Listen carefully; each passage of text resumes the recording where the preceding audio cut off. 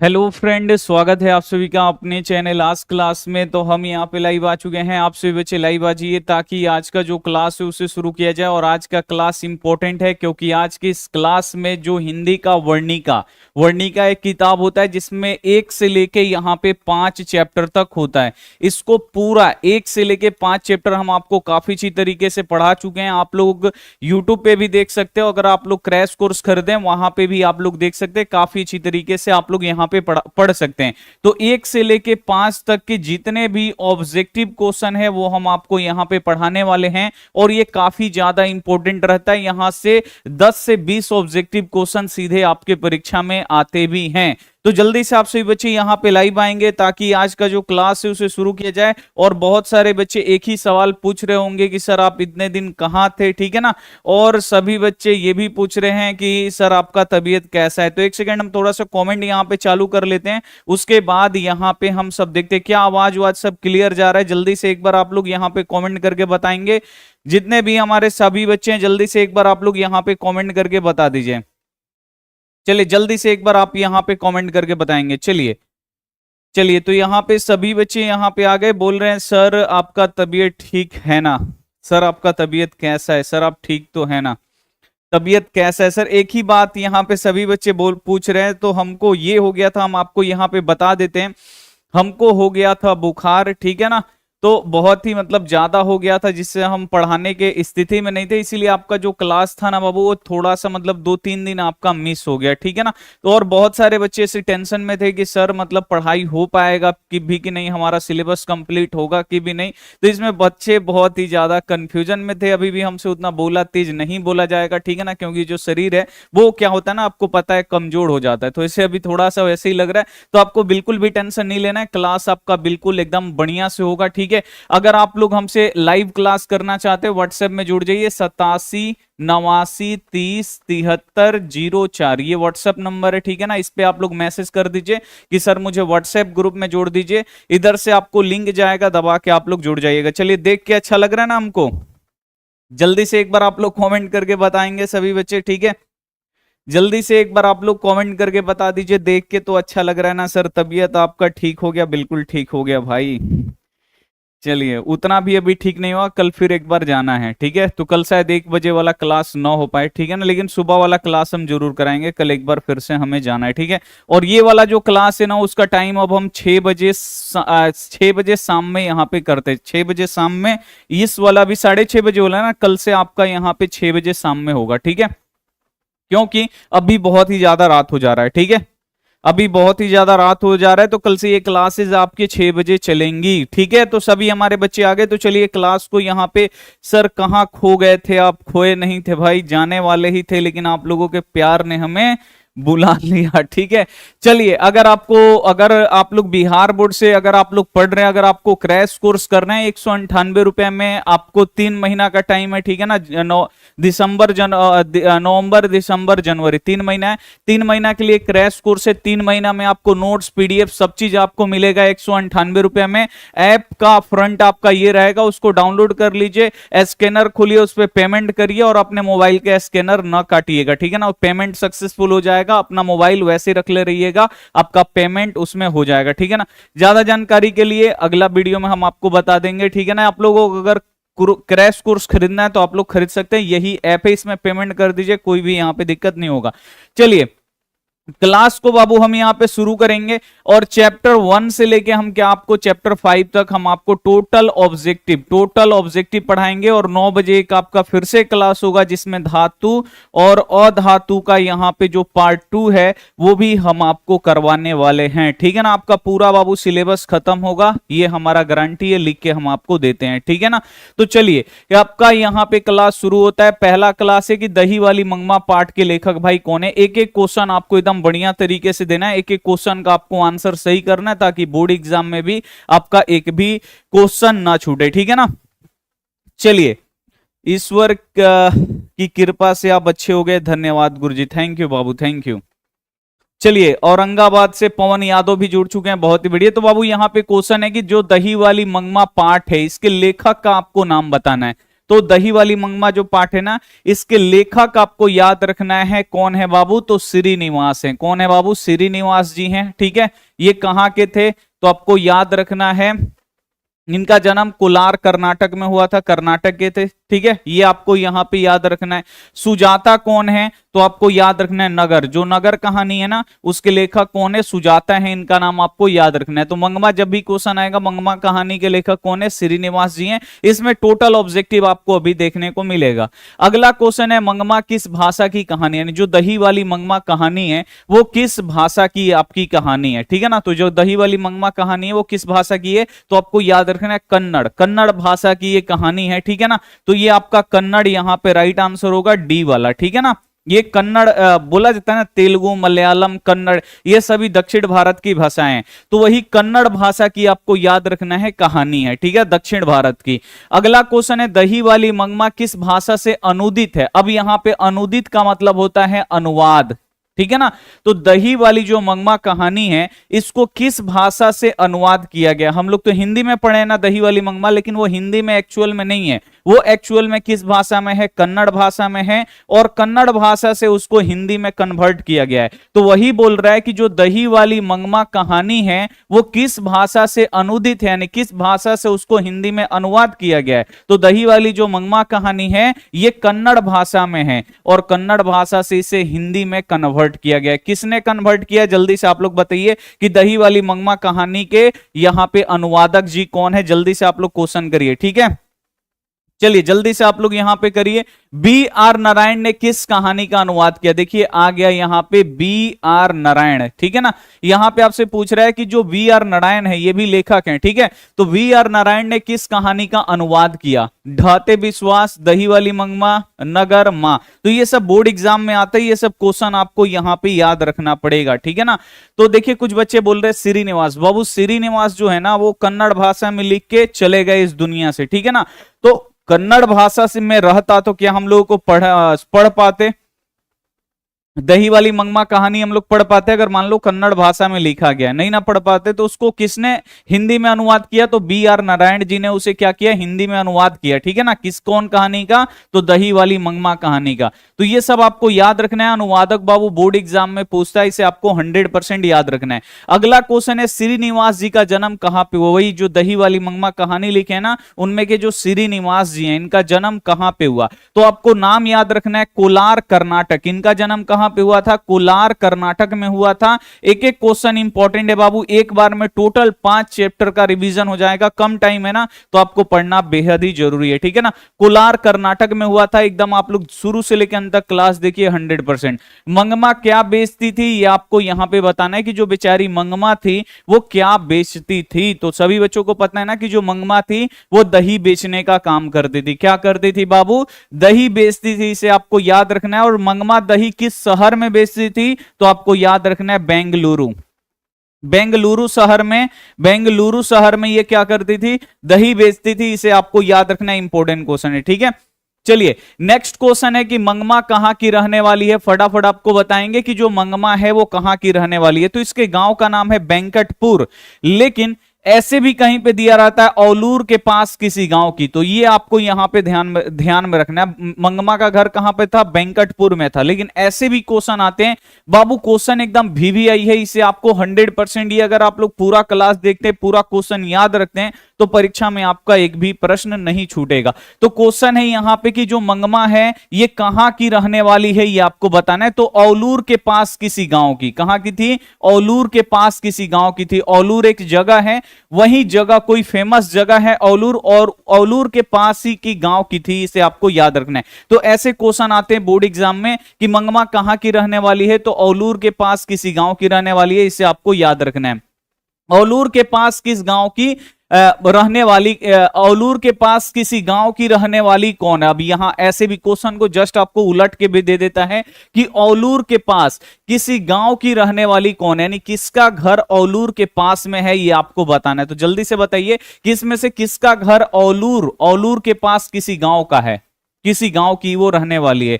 तो औलूर के पास किसका घर है? तो आपको याद रखना है औलूर के पास की जो गांव है ना, उसी गांव में मंगमा रहती थी, इसे आपको याद रखना है, ठीक है ना। औलूर के पास किसी गांव की थी, ए वाला ऑप्शन जो होगा 100% राइट होगा। मंगमा की बहू का नाम क्या है? ये भी बोर्ड एग्जाम में आता है भाई, मंगमा की बहू का नाम क्या है? तो मंगमा की बहू का नाम क्या है? नजम्मा। नजम्मा आपको नाम याद रखना है, नौजम्मा, ठीक है ना। ये आपको याद रखना है, इंपॉर्टेंट क्वेश्चन है कि मंगमा की बहू का नाम क्या है, बोर्ड एग्जाम में पूछ देता है। तो मंगमा की बहू का नाम क्या है? नजम्मा है, इसे आपको यहां पे याद रखना है। नेक्स्ट क्वेश्चन, नजम्मा मंगम्मा की कौन है?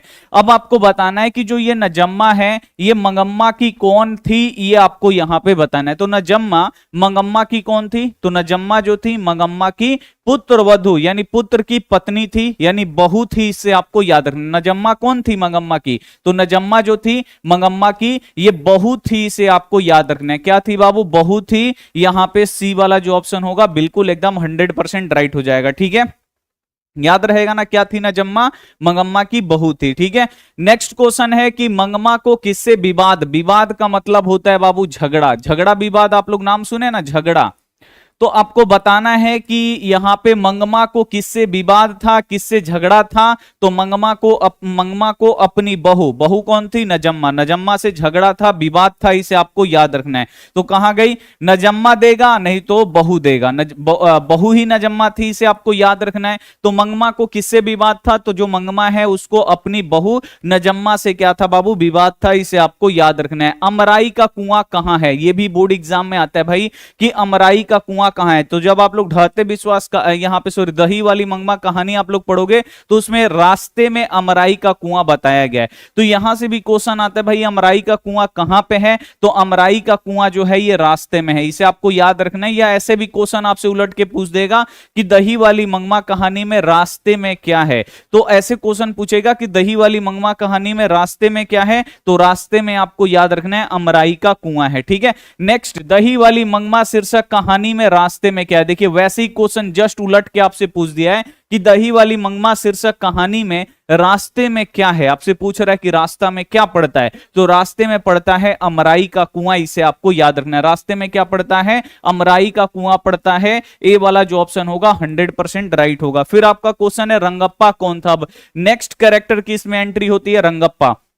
जो रंगप्पा था गांव में जुआरी किस्म का व्यक्ति था, जुआ खेलता था, शराबी था, ठीक है ना। और यही रंगप्पा था जो मंगमा से कर्ज मांगता था। तो ये भी क्वेश्चन आता है कि मंगमा से कर्ज कौन मांग रहा था? तो मंगमा से कौन कर्ज मांगता है? तो रंगप्पा मांगता है, इसे आपको याद रखना है। तो यहां पे आपसे पूछ रहा है कि रंगप्पा कौन था? तो जुआरी था, इसे आपको याद रखना है। जुआ खेलता था, ठीक है ना, अच्छा आदमी नहीं था, बदमाश था, जुआ खेलता था। और रंगप्पा किससे कर्ज मांग रहा था? तो मंगमा से मांग रहा था, इसे आपको याद रखना है।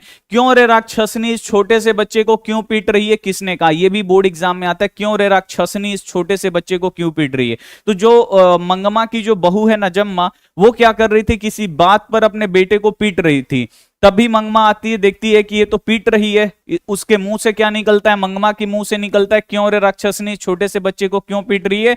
कौन बोलती है ये? तो ये मंगमा बोलती है। और इसी बात को लेकर क्या होता है, बहू और सास में क्या होता है? झगड़ा होता है, और सास बहू क्या हो जाते हैं? फिर अलग अलग रहने लगते हैं, इसे आपको याद रखना है। तो क्यों रे राक्षसनी इस छोटे से बच्चे को क्यों पीट रही है, किसने कहा? तो मंगमा ने बोला, इसे आपको याद रखना है, ठीक है। मंगमा मिठाई किसके लिए ले जा रही थी? ये भी बोर्ड एग्जाम में आता है भाई, मंगमा जो है वो मिठाई किसके लिए ले जा रही थी? तो मंगमा मिठाई किसके लिए ले जाती थी? तो अपना पोता से बहुत प्यार करती है। तो ये भी बोर्ड एग्जाम में क्वेश्चन आएगा, मंगमा किससे प्रेम करती है? तो मंगमा किससे प्रेम करती है? तो अपने पोते से बहुत ज्यादा प्रेम करती है। तो मंगमा मिठाई किसके लिए ले जा रही थी? तो अपने पोते के लिए मिठाई ले जा रही थी, इसे आपको याद रखना है। ए वाला जो ऑप्शन होगा 100% राइट हो जाएगा, ठीक है।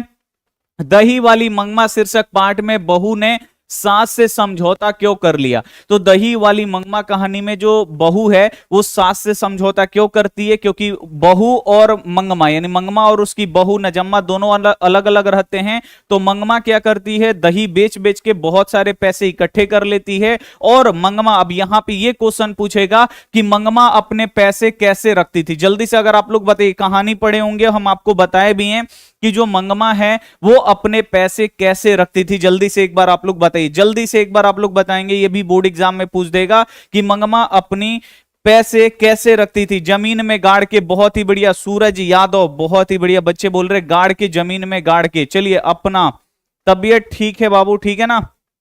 चलिए, तो सभी बच्चे, ये भी बोर्ड एग्जाम में आता है ना कि मंगमा अपनी पैसे कैसे रखती थी, तो जमीन में गाड़ के रखती थी। तभी जाके रंगप्पा बोलता है कि मंगमा मुझे अपने पैसे दे दो, जमीन में इधर उधर गाड़ के रखने से कोई फायदा नहीं है, ठीक है ना, ये रंगप्पा बोलता है। तो दही वाली मंगमा पाठ में जो बहू है देखती है कि रंगप्पा जो है वो मेरी सास के पीछे पड़ गया, सास से शादी ना कर ले और उसका सारा धन हड़प ना ले, इसीलिए मजबूरी में क्या करती है, अपने लड़के को दादी के पास भेज देती है। तो आपको याद रखना है मजबूरी से, ठीक है ना। सी वाला जो ऑप्शन है बिल्कुल राइट हो जाएगा। घर वाले के रहते एक अच्छी साड़ी नसीब नहीं हुई, किसने कहा, तो घर वाले के रहते एक अच्छी साड़ी नसीब नहीं हुआ, किसने कहा, तो आपको याद रखना है मंगम्मा। मंगम्मा बोलती है कि घर वाले के रहते एक अच्छी साड़ी नसीब नहीं हुई, क्योंकि जो मंगम्मा थी वो क्या कर की थी, एक जैकेट लाई थी अपने लिए, जैकेट लाके पहन मतलब खरीद के लाई थी। तो उसके बहू बोलती है कि इस उम्र में आप जैकेट पहनिएगा, तो वही बोलती है कि मेरे घर वाले के रहते तो एक अच्छी साड़ी नहीं नसीब हुई, अब तुम इसके लिए भी रोको, मतलब घर में इसके झगड़ा होते रहता था, ठीक है। अगला क्वेश्चन है कि लड़का अगर कोई उद्यम करता है तो उसे मारने का हक मुझे नहीं है क्या, ये किसने कहा, तो लड़का अगर उद्यम करता है, किसका लड़का छोटा था, तो आपको याद रखना है मंगमा की बहू नजम्मा का छोटा सा लड़का था। जब नजम्मा अपने बेटे को मारती थी, जो सास थी मगम्मा वो क्या करने लगती थी, डांटने लगती थी, इसे आपको याद रखना है, ठीक है।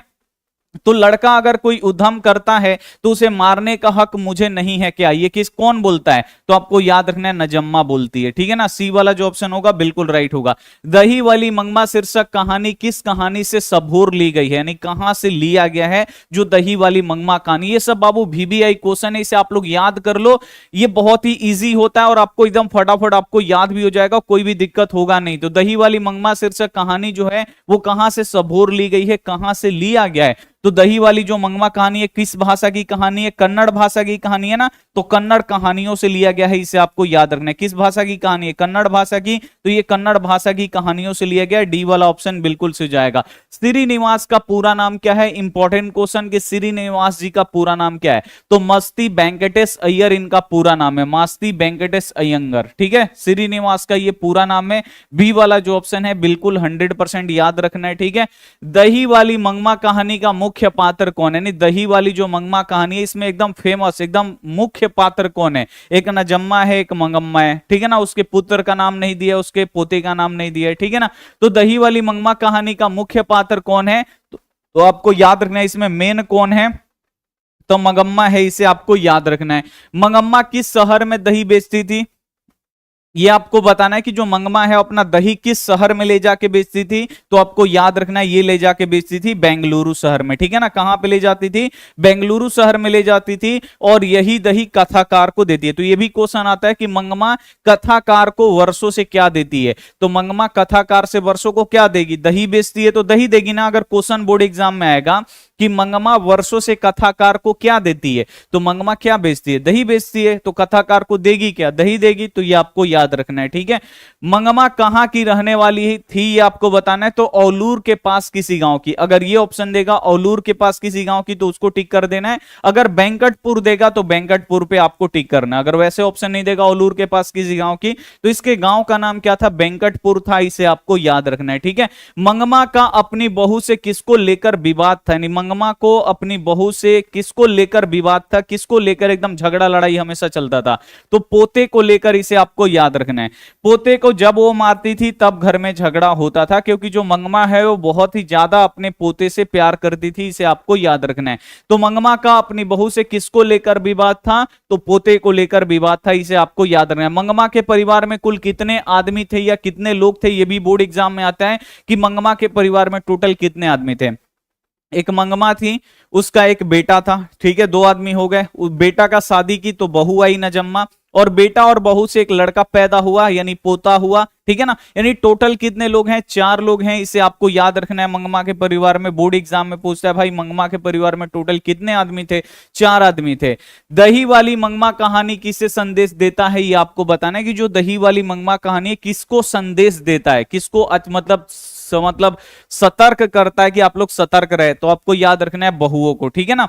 यहाँ पे सी वाला जो ऑप्शन होगा बिल्कुल सही हो जाएगा। दही वाली मंगमा जो कहानी है किसको संदेश देता है, तो किसको संदेश देता है भाई मेरे, तो बहुओं को, इसे आपको याद रखना है। गांव में जुआरी किस्म का व्यक्ति कौन था, भाई गांव में कौन जुआ खेलता था ये आपको बताना है। तो गांव में जुआ कौन खेलता था, तो आपको याद रखना है रंगप्पा। जो रंगप्पा है ना बाबू, ये गांव में जुआ खेलते रहता था, इसे आपको याद रखना है, जुआरी किस्म का व्यक्ति था। अगला क्वेश्चन है मंगमा कैसी थी, ये आपको बताना है कि मंगमा कैसी थी। तो आपको याद रखना है आस्तिक, नास्तिक, अंधविश्वासी, डायन। एक बार क्या होता है ना कि मंगमा क्या कर, जो दही बेचने वाले होते हैं जानते हैं ना, ऊपर में मटका लिए रहते हैं, उसी में दही होता है, दही बेच के आते हैं तो उसी में सामान खरीद के रख लेते हैं। तो उसी में पोते के लिए वो मिठाई खरीद के रखी थी। अब कौआ आता है, वो मिठाई लेके उड़ जाता है। अब ये सोचती है कि कुछ हो ना जाए, इसीलिए वो कहां पे जाती है, झाड़ फूक करवाती है। तो वो अंधविश्वासी भी थी, इसे आपको याद रखना है। तो वही बोर्ड एग्जाम में पूछता है कि मंगमा कैसी थी, तो आपको याद रखना है कि जो मंगमा थी ये अंधविश्वासी थी, ठीक है ना, फट से ये अंधविश्वास में पड़ जाती थी। सी वाला ऑप्शन बिल्कुल सही हो जाएगा। सास बहू के बीच झगड़े का मुख्य कारण क्या था, तो सास और बहू में कौन ऐसा झगड़ा हुआ कि सास और बहू दोनों अलग अलग होने लगे, तो आपको याद रखना है बहू द्वारा अपने बेटे को पीटना। बहू द्वारा, जब बहू अपने बेटे को पीट रही थी तो मंगमा आके बोलती है क्यों रे राक्षसनी, इस छोटे से बच्चे को क्यों पीट रही है। इतनी बात पे क्या होता है, दोनों में जम के झगड़ा होता है और दोनों क्या होते हैं, अलग अलग रहने लगते हैं। तो सास और बहू के बीच झगड़े का मुख्य कारण क्या है, तो बहू द्वारा अपने बेटे को पीटना, इसे आपको याद रखना है। कथाकार को वर्षों से मंगमा कौन सी वस्तु दिया करती, अब कथाकार को मंगमा क्या देगी, तो मंगमा के पास क्या है कि वो देगी, तो आपको याद रखना है कि जो मंगमा है वो दही बेचती है और वो दही देगी, इसे आपको याद रखना है। तो कथाकार को वर्षों से मंगमा कौन सी वस्तु दिया करती थी, तो आपको याद रखना है दही, क्योंकि मंगमा दही बेचती है तो देगी क्या, दही ही तो देगी ना, इसे आपको याद रखना है। मंगमा एवं नजम्मा के बीच झगड़ा मिटाकर अच्छा संबंध स्थापित करने का माध्यम कौन था, यानी मंगमा और नजम्मा दोनों में झगड़ा होते रहता था, तो इन झगड़ा को मिटाने में किसका, यहां पे झगड़ा मिटाने में किसका संबंध, मत कौन झगड़ा मिटाया इन दोनों का, तो आपको याद रखना है मंगमा का पोता। जो नजम्मा थी ना ये बहुत ही तेज थी, देखी कि रंगप्पा मेरे सास के पीछे पड़ गया है, तो बोलते अपने बेटे को क्या करती है, भेज देती है दादी के पास और बोलती है कि इधर आ गया, मेरे पास आ गया तो बहुत मार मारूंगी। और आपको उसको पता था नजम्मा को कि जो दादी है वो पोता से बहुत प्यार करती है, तो गया पोता उसके पास, दादी के पास यानी मंगमा के पास रहने लगा। कुछ दिन रहा, फिर ये दोनों जाके माफी मांग ली और जो झगड़ा है वो खत्म हो गया। तो मंगमा और नजम्मा के बीच झगड़ा मिटाने में कौन अच्छा संबंध स्थापित किया, तो आपको याद रखना है मंगमा का पोता या नजम्मा का बेटा, इसे आपको याद रखना है, ठीक है ना। अधिक बुद्धिमान कौन थी, यानी मंगम्मा और नजम्मा, मंगम्मा कौन है, सास है, नजम्मा कौन है बाबू, बहू है। तो इन दोनों में अधिक बुद्धिमान कौन है, अधिक दिमाग वाला कौन है, तो लास्ट में दिमाग कौन लगाती है, तो आपको याद रखना है नजम्मा। जो नजम्मा बहू है ना, दिमाग लगाती है कि अगर रंगप्पा मेरी सास के पीछे पड़ा है उसका पैसा ले ले कहीं शादी करके, ये दिक्कत है, ठीक है ना। तो यहां पे क्वेश्चन है कि अधिक बुद्धिमान कौन है, तो आपको याद रखना नजम्मा। जो नजम्मा है वो बुद्धिमान है, ठीक है ना, ये दिमाग लगाती है लास्ट में, ठीक है। अगला क्वेश्चन है कि बहू की दशा कैसी है, तो बहू की जो दशा है ना ये एकदम मगरमच्छ जैसा है, इसे आपको याद रखना है। दिखावटी के लिए आंसू अलग, और मतलब दिखाने के लिए आंसू अलग, और सचका वाला आंसू अलग, ठीक है ना। तो इसके पास दोनों आंसू था, ठीक है ना, जैसे मगरमच्छ करते हैं। तो बहू की दशा कैसी थी, तो आपको याद रखना है बहू की जो दशा थी वो एकदम मगरमच्छ जैसा था, इसे आपको याद रखना है। तो मंगमा वर्षों से किस विधि से दूध दिया करती थी, तो मंगमा, अब आप लोग भी देखते होंगे गांव में लोग एक महीना क्या करते हैं, लाके दूध देते हैं, या हम लोग जाते हैं एक महीना दूध उनके घर से लाते हैं और महीना लगता है उसे हम लोग क्या करते हैं, एक महीना का पैसा जोड़ के दे देते हैं। तो वैसे ही क्या होता है आपको याद रखना है, इस विधि को क्या बोला जाता है साउथ इंडियन में, बारी। तो ये बारी विधि से क्या करती थी, दूध और दही देती थी, इसे आपको यहां पे याद रखना है। मंगमा जो है किस विधि से दूध और दही देती थी, तो आपको याद रखना है बारी। बारी का मतलब क्या हुआ, एक महीना तक ले जाके दीजिए, और जब महीना लग जाएगा तो क्या होगा, आप पैसा दीजिए, तो उसे हम लोग क्या बोलते हैं, बारी बोलते हैं। अगला क्वेश्चन है शहरों में आकर दही देना और महीने बाद पैसे लेना क्या कहते हैं, तो शहरों में क्या करिए, एक महीना तक दही दीजिए, या गांव में ले जाके एक महीना तक दही दीजिए और उसके बाद पैसा लीजिए, उसे हम लोग क्या बोलते हैं, तो उसे हम लोग बोलते हैं बारी। बारी में क्या होता है, एक महीना तक उसको ले जाके दूध दही दीजिए और महीना लगेगा तो आपको पैसा देगा, तो इसे हम लोग बारी बोलते हैं। अगला क्वेश्चन है उस घर में अब सास और बहू की स्वतंत्रता की होड़ लगी है, यह कहानी किस पंक्ति, यह जो पंक्ति है वो किस कहानी की है। तो उस घर में अब सास बहू की स्वतंत्रता की होड़ लगी है। तो उस कहानी में सास और बहू वाला कहानी कौन सा है? नगर कहानी है? नहीं। मां कहानी है? नहीं। ढाते विश्वास कहानी है? नहीं। कौन कहानी है? तो दही वाली मंगमा है, सास बहू वाली कहानी। ठीक है ना।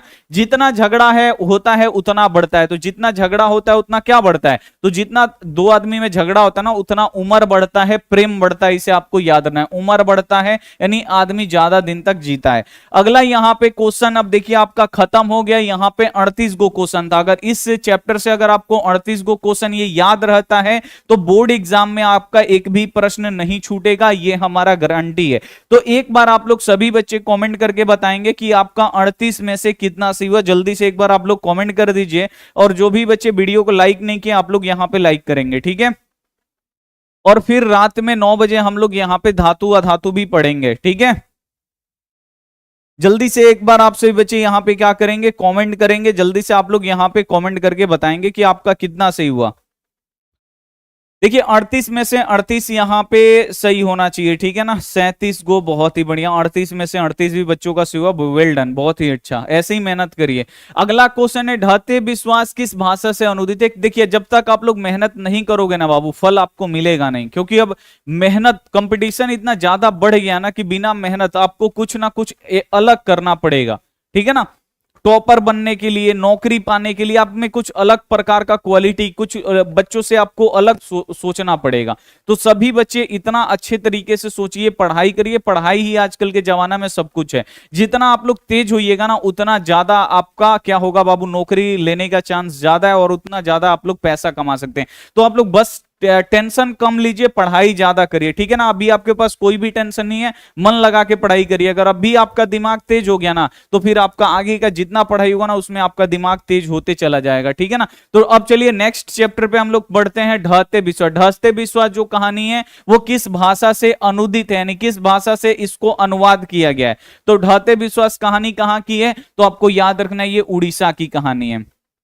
कहां की कहानी है? ये उड़ीसा की कहानी है। और उड़ीसा में क्या बोला जाता है? उड़िया बोला जाता है। इसे आपको याद रखना है। उड़िया अगर बोला जाएगा तो आपको समझ में नहीं आएगा, क्योंकि हम लोग हिंदी, भोजपुरी, इंग्लिश जानते हैं। उड़िया तो हम लोगों को समझ में नहीं आएगा। अब ये जो ढहते विश्वास कहानी है ये उड़िया में है। अब उड़िया से क्या किए, एक लेखक आए और इसको क्या किए, हिंदी में कन्वर्ट कर दिए। ठीक है ना। तो जब भी ये क्वेश्चन आएगा ढहते विश्वास जो है वो किस भाषा से अनुदित है, यानी किस भाषा से अनुवाद किया गया है, तो आपको याद रखना है उड़िया। क्योंकि ये जो ढहते विश्वास कहानी है ये कहां की कहानी है? उड़ीसा की कहानी है। और इसमें उड़ीसा के जीवन के बारे में दिखाया गया कि वहां पे बाढ़ आता है तो क्या होता है, वहां पे सुखाड़ आता है तो क्या आता है, ये सब बताया गया है। तो ढहते विश्वास कहानी किस भाषा की कहानी है? तो आपको याद रखना है उड़ीसा की कहानी है, उड़िया की कहानी है। इसे आपको याद रखना, उड़िया भाषा की।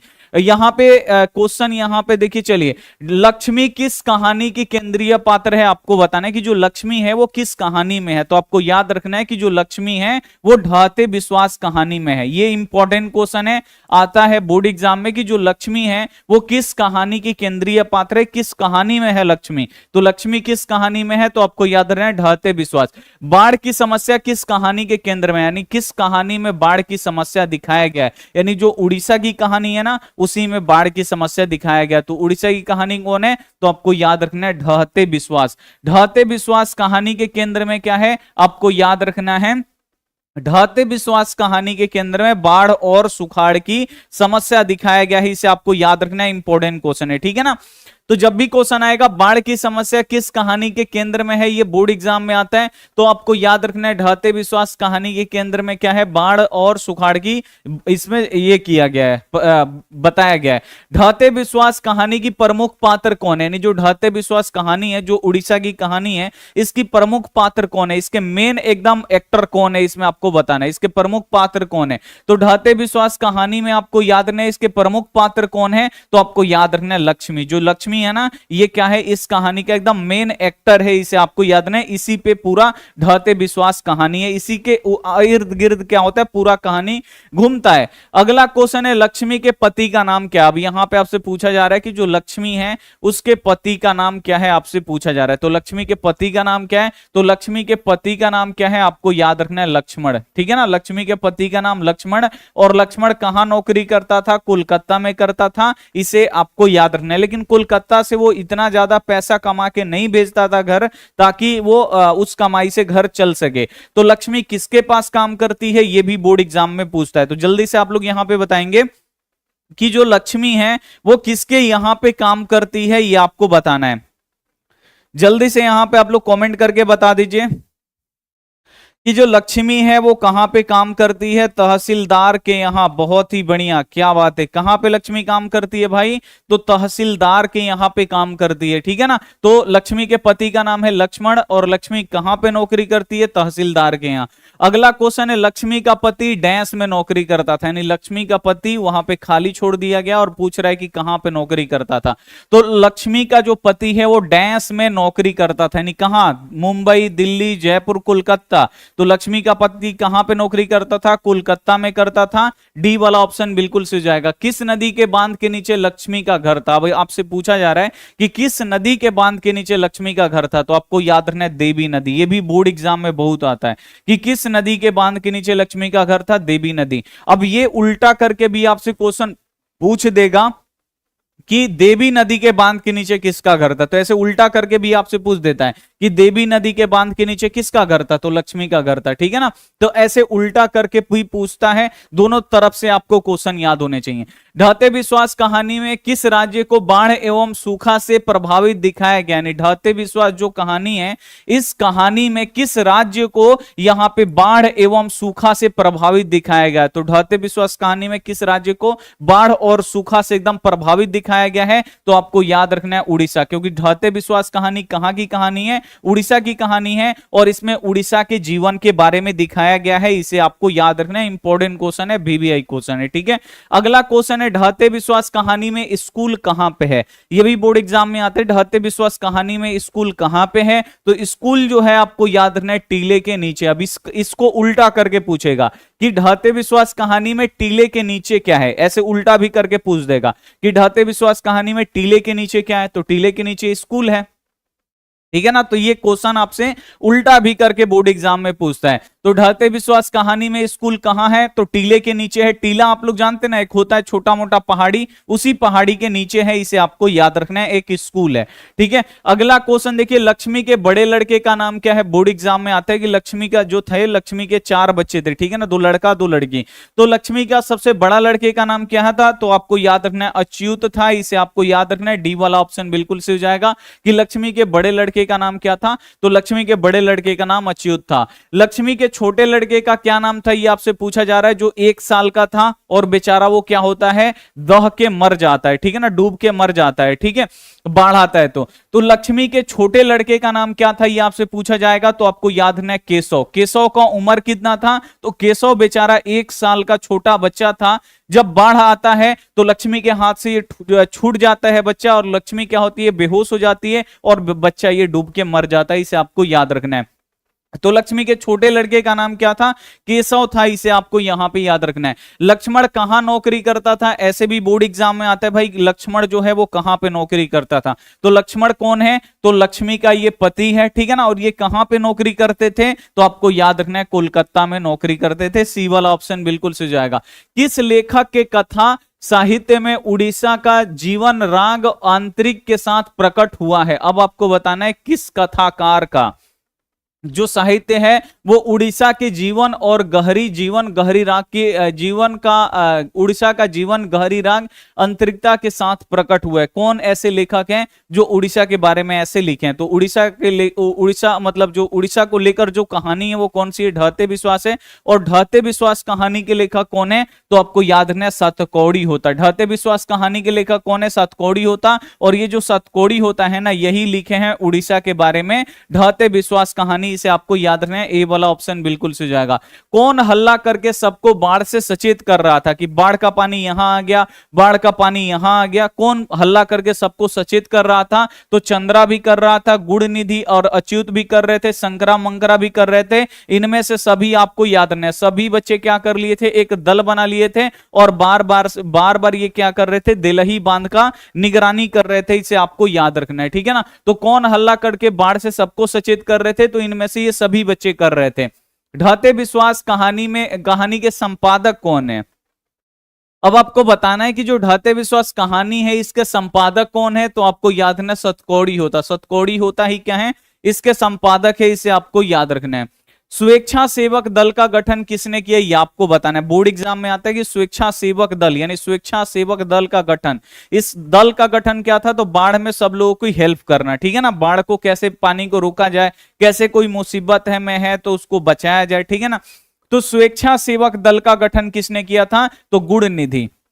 गुड़ निधि इसमें बहुत ही अच्छा लड़का था, ठीक है ना। और ये कहां से लौटा था, तो ये कटक से पढ़ के लौटा था, ठीक है ना, ये कटक से लौटा था, इसे आपको याद रखना है पढ़ाई करके। और ये भी क्वेश्चन आता है गांव में पढ़ाकू लड़का कौन था, तो गांव में पढ़ाकू लड़का कौन था, गुड़ निधि था, जो कटक गया था पढ़ने के लिए, वहां से लौटा और गांव में देखा कि गांव में बाढ़ की समस्या है, तो गुड़ निधि ने क्या किया, स्वेच्छा सेवक दल का गठन किया बाढ़ से लोगों को बचाने के लिए, ठीक है ना। तो ये आपको याद रखना है, जब भी क्वेश्चन आएगा स्वेच्छा सेवक दल का गठन किसने किया, गुड़ निधि ने किया, इसे आपको याद रखना है। ये भी क्वेश्चन पूछ देगा कि गुड़ निधि कहां से लौटा था, तो जो गुड़ निधि है ये कटक से लौटा था, इसे आपको याद रखना है। तुरई की फूल की तरह खिलकर हंसते लोग साहस मुरझा गए, ये पंक्ति किस कहानी की है। सब लोग एकदम हंसी खुशी थे और चंद घंटों में इतना ज्यादा बारिश हो गया कि सब लोगों की जो खुशी है वो क्या हो गया, तुरई की फूल की तरह एक बैक मुरझा गया, जैसे छूते हैं ना वैसे ही वो मुरझा जाता है, वैसे ही मुरझा गया। ये किस कहानी की है, तो आपको याद रखना है ये जो पंक्ति है ये ढाते विश्वास कहानी के। सब लोग एकदम हंसी खुशी थे, लेकिन 2 से 4 घंटा इतना लगातार बारिश हुआ कि क्या हो गया, गांव में बाढ़ आ गया और गांव के गांव पूरा क्या किया, तबाह कर दिया, इसे आपको याद रखना है, ठीक है। चलिए, बारी बारी से गांव के लड़के किसकी निगरानी कर रहे थे, आपको पता ना, चंद्रा और गुड़ निधि, अच्युत और मंकरा, ये सब क्या कर रहे थे, बाढ़ की निगरानी कर रहे थे, यानी बांध की निगरानी कर रहे थे। तो ये किस बांध की निगरानी कर रहे थे, अगर वो टूटता तो सीधे बाढ़ आ जाता, ठीक है ना। तो ये किस बांध की मतलब निगरानी करते हैं, तो आपको याद रखना है देलई बांध की। ये क्या करते हैं, देलई बांध की निगरानी करते हैं। ए वाला जो ऑप्शन होगा बिल्कुल सही जाएगा। बारी बारी से गांव के लड़के किसकी निगरानी करते हैं, तो ये देलई बांध की निगरानी करते हैं, क्योंकि अगर ये देलई बांध टूटेगा तो सीधे गांव में पानी आएगा, इसे आपको याद रखना है। लक्ष्मी अपने दोनों लड़की और एक छोटे बच्चे को सुलाकर कहां गई, इसका बड़ा लड़का कहां पे है, गुड़ निधि के साथ है, आपको याद रखना है स्वेच्छा सेवक दल में, ठीक है ना। लेकिन लक्ष्मी के पास अभी 2 लड़कियां हैं, वो भी छोटी छोटी हैं, और एक छोटा सा बच्चा है जिसका नाम केशव है, 1 साल का। उनको सुलाकर लक्ष्मी कहां गई, तो ये गई गुहाल में। गुहाल क्या होता है, तो जहां पे गाय भैंस बांधी जाती है, बकरी बांधने वाला जो घर होता है ना, वो गुहाल होता है। अब लक्ष्मी को लगता है कि अब बाढ़ आएगा ही, इतना जोर जोर पानी हो रहा है तो बाढ़ आएगा ही। तो जो गाय भैंस है ना उसके क्या करती है, पगहा खोल देती है, उसका खुट्टा उखाड़ देती है और बकरी को भी आजाद कर देती है। क्योंकि अगर मान लो खुट्टा से अगर गाय बंधी है, पानी भरेगा तो बेचारी उसी में वो डूब के मर जाएगी, तो इसीलिए उसको आजाद कर देती है, इसीलिए जाती है गुहाल में। तो लड़की यहाँ पे लक्ष्मी दोनों लड़की और छोटे बच्चे को सुलाकर कहां गई, तो आपको याद रखना है वो जाती है गुहाल में। कहां, अगर बोर्ड एग्जाम में पूछेगा कहां गई, तो गुहाल में गई। क्यों गई, तो वहां पे जो गाय भैंस है ना उसकी पगहा को खोलने के लिए, ठीक है ना, और जो बकरी है उसको भी खोलने के लिए, आजाद करने के लिए, ठीक है। घर पर 2 लड़की और साल भर के लड़के को लेकर कौन अकेले, तो घर पे दो लड़की और साल भर का एक केशव को लेकर कौन अकेले है, तो बेचारी लक्ष्मी अकेली है। और इसका एक बड़ा लड़का है जो अच्युत है, वो कहां पे है, तो गुड़ निधि के साथ है स्वेच्छा सेवक दल में, इसे आपको याद रखना है, ठीक है। सतकौड़ी होता का जन्म कब हुआ था, ये बोर्ड एग्जाम में आता है। तो सतकौड़ी जो होता है इनका जो जन्म है 29 अक्टूबर 1929 में होता है, इसे आपको याद रखना है। सी वाला जो ऑप्शन होगा बिल्कुल सही जाएगा। कौड़ी होता का जन्म 29 अक्टूबर 1929। तो ये तो एक मैच कर जाता है, आप लोग यहां पे फटाक से ऐसे आप लोग याद रख सकते हैं, कोई इसमें टेंशन नहीं है। हल किराए पर लेकर बीघे भर जमीन में खेती कौन करवाई थी, तो लक्ष्मी इतना बेचारी गरीब थी, इसका जो पति है लक्ष्मण वो कोलकाता से इतना कमा के भेजता है, तब भी क्या होता है, घर नहीं चल पाता है। तो कर्ज लेकर क्या होता है, खेती करवाती है 1 बीघा जमीन पर, ठीक है ना। तो वही बोल रहा है कि हल किराए पर लेकर बीघे भर जमीन पर खेती कौन करवाई थी, तो आपको याद रखना है लक्ष्मी करवाई थी, ठीक है ना। अगला क्वेश्चन आप लोग देखिए कि सतकौड़ी होता किस भाषा के प्रमुख कलाकार थे, तो सतकौड़ी होता किस भाषा में लिखते थे, तो ये उड़ीसा के थे, तो उड़िया भाषा में लिखते थे, ठीक है ना। उड़ीसा में उड़िया बोला जाता है, तो ये उड़िया भाषा में लिखते थे सतकौड़ी होता। तो जब भी क्वेश्चन आएगा सतकौड़ी होता किस भाषा के प्रमुख कलाकार हैं, तो आपको याद रखना है उड़िया भाषा के, या आपको याद याद रखना है। ढहते विश्वास शीर्षक कहानी में तूफान में किसका घर टूट गया, ये भी बोर्ड एग्जाम में आता है कि ढहते विश्वास जो कहानी है इसमें तूफान में किसका घर टूट गया था। तो तूफान में किसका घर टूट गया था, तो आपको याद रखना है लक्ष्मी। लक्ष्मी का जो घर था ये तूफान में क्या हो गया बाबू, टूट गया। इसे आपको यहां पे याद रखना है, ठीक है। अगला क्वेश्चन है कि कटक शहर को बाढ़ की चपेट से बचाने के लिए किसने पत्थर के बांध बनवाया था, ये बोर्ड एग्जाम में आता है, इसे आपको याद रखना है। तो कटक शहर है जहां से गुणनिधि पढ़ के लौटा था। तो कटक शहर को बाढ़ से बचाने के लिए जो वहां के राजा थे यताति केसरी, वो किसका निर्माण करवाए थे, यताति केसरी किसका पत्थर का बांध बनवाए थे ना। तो आपको याद रखना है कि कटक शहर को बांध की चपेट से बचाने के लिए पत्थर का बांध किसने बनवाया था, तो महाराज यताति केसरी। जो महाराज वहां के यताति केसरी थे उन्होंने क्या किया था, पत्थर का बांध बनवाया था कि वो मतलब कटक शहर को डुबाए नहीं। तो ये बोर्ड एग्जाम में आता है। ढहते विश्वास शीर्षक पाठ में किस बांध के टूट जाने की बात कही गई है, यानी जो ढहते विश्वास कहानी है इस कहानी में किस बांध को टूट जाने की बात कही गई है। तो 7-8 घंटे लगातार 2-3 दिन बारिश होते रह गया, ठीक है ना, जिसके कारण जो देहली बांध है वो देहली बांध क्या हो जाता है, टूट जाता है। और जो पूरा गांव है जहां पे लक्ष्मी रहती थी वो पूरा गांव ही क्या होता है, डूब जाता है। इसे आपको याद रखना है। तो ढहते विश्वास शीर्षक पाठ में किस बांध को टूटने की बात कही गई है, तो आपको याद रखना है देहली बांध। जो देहली बांध है ना वो टूटने की बात कही गई है। और देहली बांध जैसे ही टूटता है घर के लोगों के छतों पर घुटने भर पानी हो जाते हैं। इसे आपको याद रखना है। बारिश होते देख किसे लग रहा था कि इस साल भी बाढ़ आएगा। अब यहां पे क्वेश्चन है कि इतना ज्यादा बारिश हुआ तो किसको लगा कि लग रहा है इस साल भी बाढ़ आएगा। तो बारिश होते देख किसको भी लगा कि इस साल बाढ़ आएगा, तो लक्ष्मी को बार बार ये महसूस होता है क्योंकि ये पहले भी बाढ़ के जो हालात हैं वो देख चुकी है। तो जो लक्ष्मी है इसको लगता है कि इतना बारिश हो रहा है तो लगता है इस बार भी बाढ़ आएगा, ठीक है ना। लेकिन इसको टेंशन ये है कि मेरे पास 2 छोटी छोटी बच्ची है और 1 लड़का, मैं कैसे भागूंगी, यही इसको मतलब चिंता रहता है। तो बारिश होते देख किसे लगा कि जैसे इस साल भी बाढ़ आएगी, तो आपको याद रखना है लक्ष्मी को लगा, ठीक है। अगला क्वेश्चन है ढहते विश्वास कहानी में कैसे समस्या का वर्णन है। तो ढहते विश्वास कहानी में कैसे समस्या दिखाया गया है, तो बाढ़ का समस्या दिखाया गया। इसे आपको याद रखना है। ढहते विश्वास कहानी में बाढ़ की समस्या दिखाया गया है। सी वाला जो ऑप्शन होगा बिल्कुल राइट होगा। लक्ष्मी के पास कितना जमीन था, आपसे पूछा जाएगा बोर्ड एग्जाम में कि जो लक्ष्मी है उसके पास कितना जमीन था। तो लक्ष्मी के पास कितना जमीन था, 1 बीघा जमीन था। इसे आपको याद रखना है, 1 बीघा। ये क्वेश्चन आपसे ऐसे भी पूछ देगा कि लक्ष्मी के पूर्वजों ने कितना जमीन छोड़कर गए। तो लक्ष्मी के लिए लक्ष्मी के पूर्वज कितना जमीन छोड़ के गए थे, 1 बीघा जमीन छोड़ के गए थे। इसे आपको याद रखना है। ये क्वेश्चन ऐसे भी पूछ देगा कि लक्ष्मी के पास कितना जमीन था, तो 1 बीघा जमीन था। इसे आपको याद रखना है। लोग हांफते हुए किस ओर दौड़ने लगे। अब यहां पे क्वेश्चन है कि लोग हांफते हुए किस ओर दौड़ने लगे, तो आपको याद रखना है ना, गांव में एक टीला है, टीला यानी पहाड़ है, ठीक है ना। तो जब बाढ़ आया तो गांव के सभी लोग कहां दौड़ने लगे, इस टीला पे चढ़ने के लिए, क्योंकि टीला ऊंचा है तो यहां पे रहेंगे तो सेफ रहेंगे, डूबेंगे नहीं। तो लोग हांफते हुए किस ओर दौड़ने लगे, तो टीले की ओर दौड़ने लगे, क्योंकि देलही बांध टूट गया था। अब सब लोग डूब के मरेगा, उससे बढ़िया कि दौड़ के हांफते हुए क्या हो गए, सब लोग टीले की तरफ दौड़ने लगे। लक्ष्मी भी टीले की तरफ दौड़ने लगती है, लेकिन बाढ़ का पानी इतना ज्यादा होता है कि बेचारी नहीं दौड़ पाती है। बरगद के टहनी पकड़ के ऊपर चली जाती है, वहीं पे बेहोश हो जाती है और बच्चा उसके हाथ से छूट जाता है और डूब के मर जाता है, ठीक है ना। अगला है यहाँ पे कि गुणनिधि कहां से लौटा था। जो गांव में पढ़ाकू किस्म का लड़का था, तो गांव में जो पढ़ाकू लड़का था कटक से पढ़ के लौटा था, वो मतलब गुणनिधि कहां से लौटा था, तो आपको याद रखना है कटक से लौटा था, ठीक है। पूर्वज लक्ष्मी के लिए कितना जमीन छोड़ गए थे, ऐसे भी बोर्ड एग्जाम में आता है कि जो पूर्वज हैं वो लक्ष्मी के लिए कितना जमीन छोड़ के गए, तो पूर्वज लक्ष्मी के लिए 1 बीघा जमीन छोड़ के गए। बार बार विश्वास करके कौन ठगा जा चुका है, यानी भगवान पे बार बार इसमें है ढहते विश्वास, इसीलिए इस कहानी का नाम है कि लोग मतलब उस गांव में जो लोग रहते थे ना वो भगवान पे ज्यादा विश्वास करते थे वहां के, कि अब बारिश यहां पे नहीं आएगा, बाढ़ नहीं आएगा, अगर बाढ़ आएगा भी तो भगवान हमें बचा लेंगे। इस पाठ में लिखा गया, पढ़िएगा तो आपको समझ में आएगा। तो बार बार विश्वास करके कौन ठगा जा चुका है, तो आपको याद रखना है इंसान।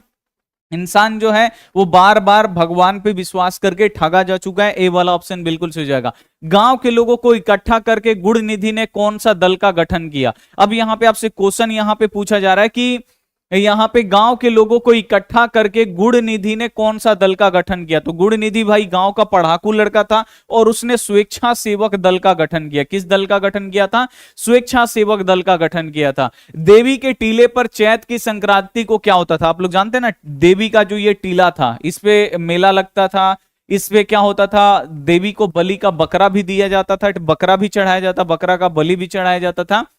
और इनको विश्वास था कि जो ये देवी जी थी वो क्या करेंगी? बचा लेंगी। लेकिन बाढ़ आता है तो ये भी डूब जाती है। उसमें कहानी में ये साफ साफ लिखा गया। तो देवी के टीले पर चैत की संक्रांति में क्या होता है? तो मेला लगता था, देवी को बलि चढ़ाया जाता था, नाच गाना होता था, यानी ये सभी होता था। इसे आपको याद रखना है। डी वाला जो ऑप्शन होगा 100% यहां पे राइट आंसर हो जाएगा। ठीक है, अगला क्वेश्चन है ढहते विश्वास कहानी में राजेंद्र मिश्र कौन है? अब आपसे पूछा जा रहा है कि ढहते विश्वास कहानी के लेखक कौन है? तो सतकोड़ी होता है। तो फिर ये राजेंद्र मिश्र कौन है? तो ये बोर्ड एग्जाम में आता है। तो ढहते विश्वास कहानी को ये उड़ीसा में है ना, उड़ीसा से हिंदी में किसने कन्वर्ट किया? तो आपको याद रखना है राजेंद्र मिश्र। ठीक है, तो ढहते विश्वास कहानी को उड़ीसा से हिंदी में कन्वर्ट किसने किया? तो उड़ीसा से हिंदी में कन्वर्ट किसने किया था? तो राजेंद्र मिश्र। यानी ये क्या है? अनुवादक है, इन्हें आपको याद रखना है, अनुवाद करने वाले हैं। ठीक है, ए वाला जो ऑप्शन होगा बिल्कुल सही जाएगा। लक्ष्मी के ससुर ने किस बांध में काम करते समय पत्थर से दबकर शहीद हो गए? तो लक्ष्मी के जो ससुर थे वो किस नदी पे काम करते हुए पत्थर से दब गए और वहां पे शहीद हो गए, यानी मर गए। तो आपको याद रखना है उड़ीसा में है बाबू महानदी। महानदी कहां पे है? आपको पता है ना महानदी उड़ीसा भारत का सबसे बड़ा बांध कौन सा है? तो भारत का जो सबसे बड़ा बांध है ये कौन सा बांध है? तो आपको याद रखना है भारत का जो सबसे बड़ा बांध है ये है, जल्दी से कमेंट करके बताइए, हम यहां पे थोड़ा सा भूल रहे हैं। हीराकुंड बांध, सॉरी याद आ गया। भारत का जो सबसे बड़ा बांध है वो कौन सा है? हीराकुंड बांध। हीराकुंड बांध जो है ये महानदी पर है। और ये जो बांध है ना महानदी पे, ये भी उड़ीसा में है ही, ये इसे आपको याद रखना। और ये भी कहानी कहाँ की है? उड़ीसा की ही कहानी है।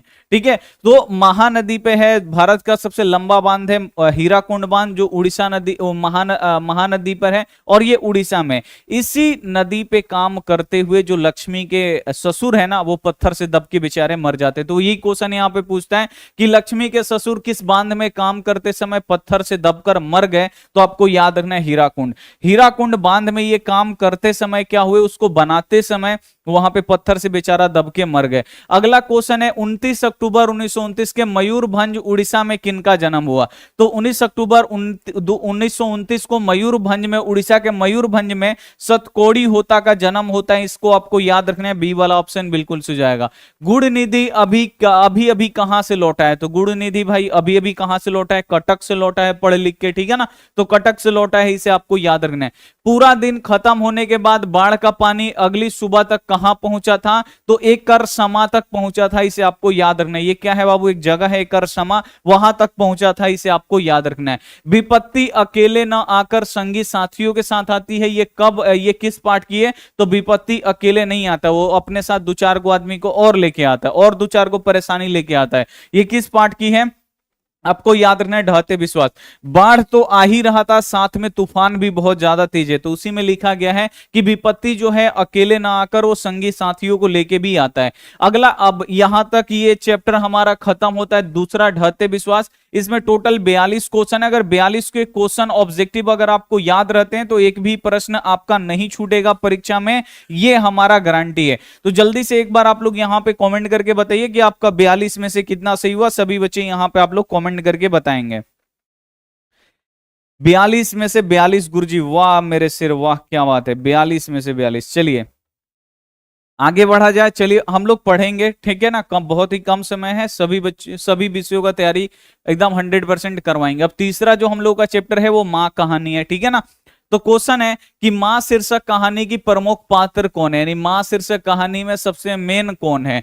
तो माँ है कि मंगू है कि दोनों है कि पपाती? पपाती तो नगर कहानी की है, क्योंकि ये नगर में इलाज कराने आती है, तो ये नगर तो होगा नहीं। तो माँ शीर्षक कहानी की प्रमुख पात्र कौन है? तो आपको याद रखना है मंगू।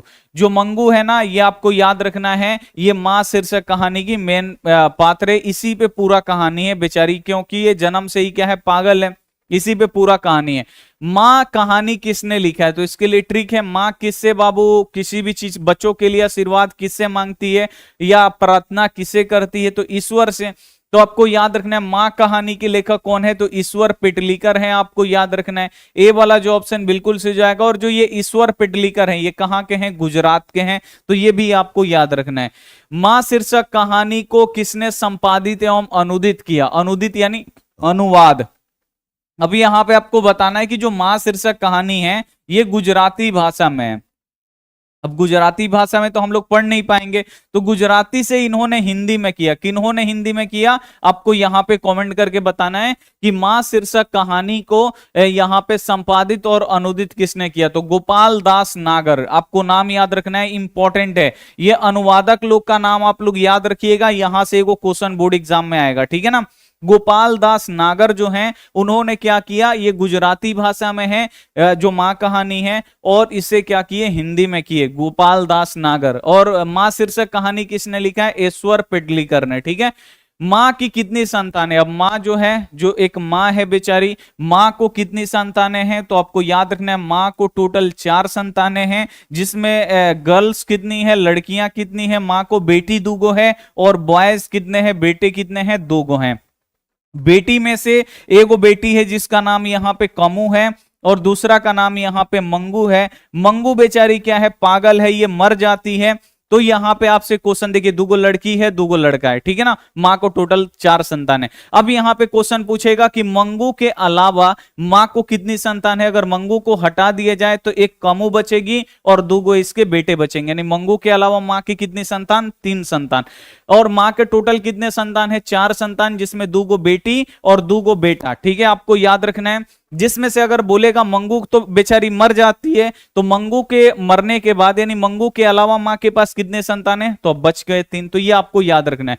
तो मां की कितनी संतानें थी, तो मां को टोटल यहां पे 4 संतानें थी, इसे आपको याद रखना है। मां को कितनी पुत्रियां थी, अब आपसे पूछ रहा है मां को कितनी पुत्रियां थी, तो 4 संतान थे, जिसमें से 2 पुत्रियां और 2 पुत्र थे, इसे आपको याद रखना है। तो कितनी पुत्रियां थी, 2 थी, इसे आपको याद रखना है। मां को कितने पुत्र थे, मां को लड़के कितने थे, तो 2 लड़का 2 लड़की, तो 2 यहां पे आपको याद रखना है। मंगू के अलावा उसकी मां को कितनी संतानें थी, अगर मंगू को छांट दिया जाए तो उसकी मां के कितने संतान थे, तो मंगू तो बेचारी मर जाती है, मरने के बाद मां को कितनी संतानें बचेंगी, तो 4 में से एगो मंगू बेचारी मर गई, तो कितने बचे, 3 बचे। यहां पे 3 आपका राइट आंसर होगा।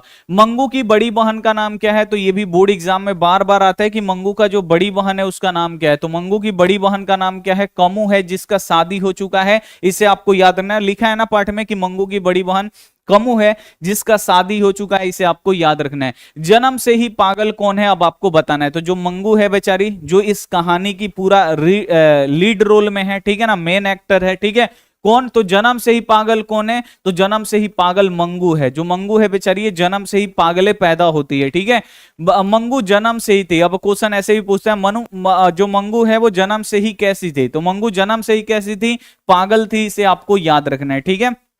मंगू कब से मंगू को पागलपन कब से है, मंगू कब से पागल है। अब आपसे फिर वही क्वेश्चन, देखिए एक क्वेश्चन कितना तरीका से पूछ रहा है। मंगू कब से पागल है, तो मंगू तो पागल है। मंगू कब से पागल है, तो मंगू जो है वो जन्म से ही पागल है, यानी जो पैदा होती है ना तब वो पागले पैदा होती है, आपको याद रखना है, ठीक है। तो मंगू कब से पागल है, तो मंगू जन्म से ही पागल है, क्योंकि जो मंगू है ये पागल ही पैदा होती है, इसे आपको याद रखना है, जन्म से ही पागल है। अगला क्वेश्चन है, मंगू को भर्ती कराने के लिए मां ने किसे पत्र लिखकर बुलवाया, तो मंगू को भर्ती कराने के लिए मां ने किसे पत्र लिखकर बुलवाया, तो जो उसका बड़ा लड़का है, क्योंकि दोनों बेटे को शादी कर चुकी है और दोनों बेटे शहर में जाके बस चुके हैं अपने वाइफ को लेकर, ठीक है ना। तो यहां पे क्वेश्चन आता है, मंगू को भर्ती कराने के लिए उसकी मां ने किसे पत्र लिखकर बुलवाया, तो बड़े पुत्र को पत्र लिखकर बुलवाया। ए वाला जो ऑप्शन होगा राइट होगा। मां शीर्षक कहानी में किसे अपने बड़े पुत्र को घर आने के लिए पत्र लिखवाया, तो मां शीर्षक कहानी में किसने अपने बड़े पुत्र को घर आने के लिए पत्र लिखवाया, तो मां शीर्षक कहानी में कौन पत्र लिखवाया था अपने बड़े लड़के को बुलाने के लिए, तो मां ने, मां जी ने पत्र लिखवाया था ना कि बड़ा बेटा तुम घर आ जाओ, मंगू को दिखाना है। मां जी किसे गौशाला की उपमा देती थी, अब ये क्वेश्चन इंपॉर्टेंट है कि जो मंगू की मां है वो गौशाला किसे बोलती थी? तो लोग बोलते थे ना कि मंगू को हॉस्पिटल में दिखाओ, मंगू सही हो जाएगी।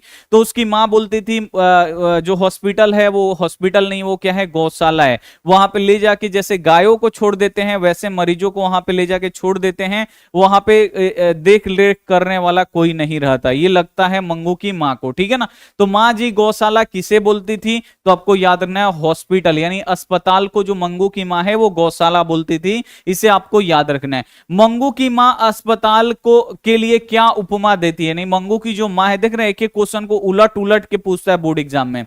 तो मंगू की माँ अस्पताल के लिए किसकी उपमा देती है? अस्पताल को वो क्या पुकारती हैं, उस अस्पताल को वो क्या बोलती हैं? तो अस्पताल को बोलती हैं गौशाला, ठीक है ना। ये आपको याद रखना है, बोर्ड एग्जाम में आता है कि मंगू की माँ अस्पताल को क्या उपमा देती हैं या किस नाम से पुकारती हैं, तो उसे बोलती हैं वो गौशाला। अगला क्वेश्चन है, मंगू को अस्पताल में भर्ती कराने के लिए मां के पुत्र ने किसका ऑर्डर प्राप्त किया? तो मंगू को अस्पताल में भर्ती कराने के लिए मां ने, आपको याद रखना है, मजिस्ट्रेट का, आपको याद रखना है मजिस्ट्रेट का ऑर्डर प्राप्त कर लिया। अब भर्ती कराने वाले थे, ठीक है ना। पागलों के अस्पताल में उपद्रवी मरीजों को कैसे रखा जाता था? जो ज्यादा पागल थे, इधर उधर ज्यादा तोड़फाड़ कूदफान करते थे, उनको कैसे रखा जाता था? तो कमरे में बंद करके, ठीक है ना। तो ये भी बोर्ड एग्जाम में आता है कि पागलों के अस्पतालों में जो उपद्रवी मरीज थे उसको कैसे रखा जाता था? तो कमरे में बंद करके, जो ज्यादा हल्ला चिल्ला कूदफान करते थे। ईश्वर पेटलीकर किस भाषा के कथाकार? अब जो ईश्वर पेटलीकर हैं ये माँ कहानी लिखे हैं, और ये जो ईश्वर पेटलीकर है ना ये गुजरात के थे और गुजराती भाषा में लिखते थे। इसे आपको याद रखना है। तो गुजराती थे, इसे आपको याद रखना है, गुजराती भाषा में ये लिखते थे।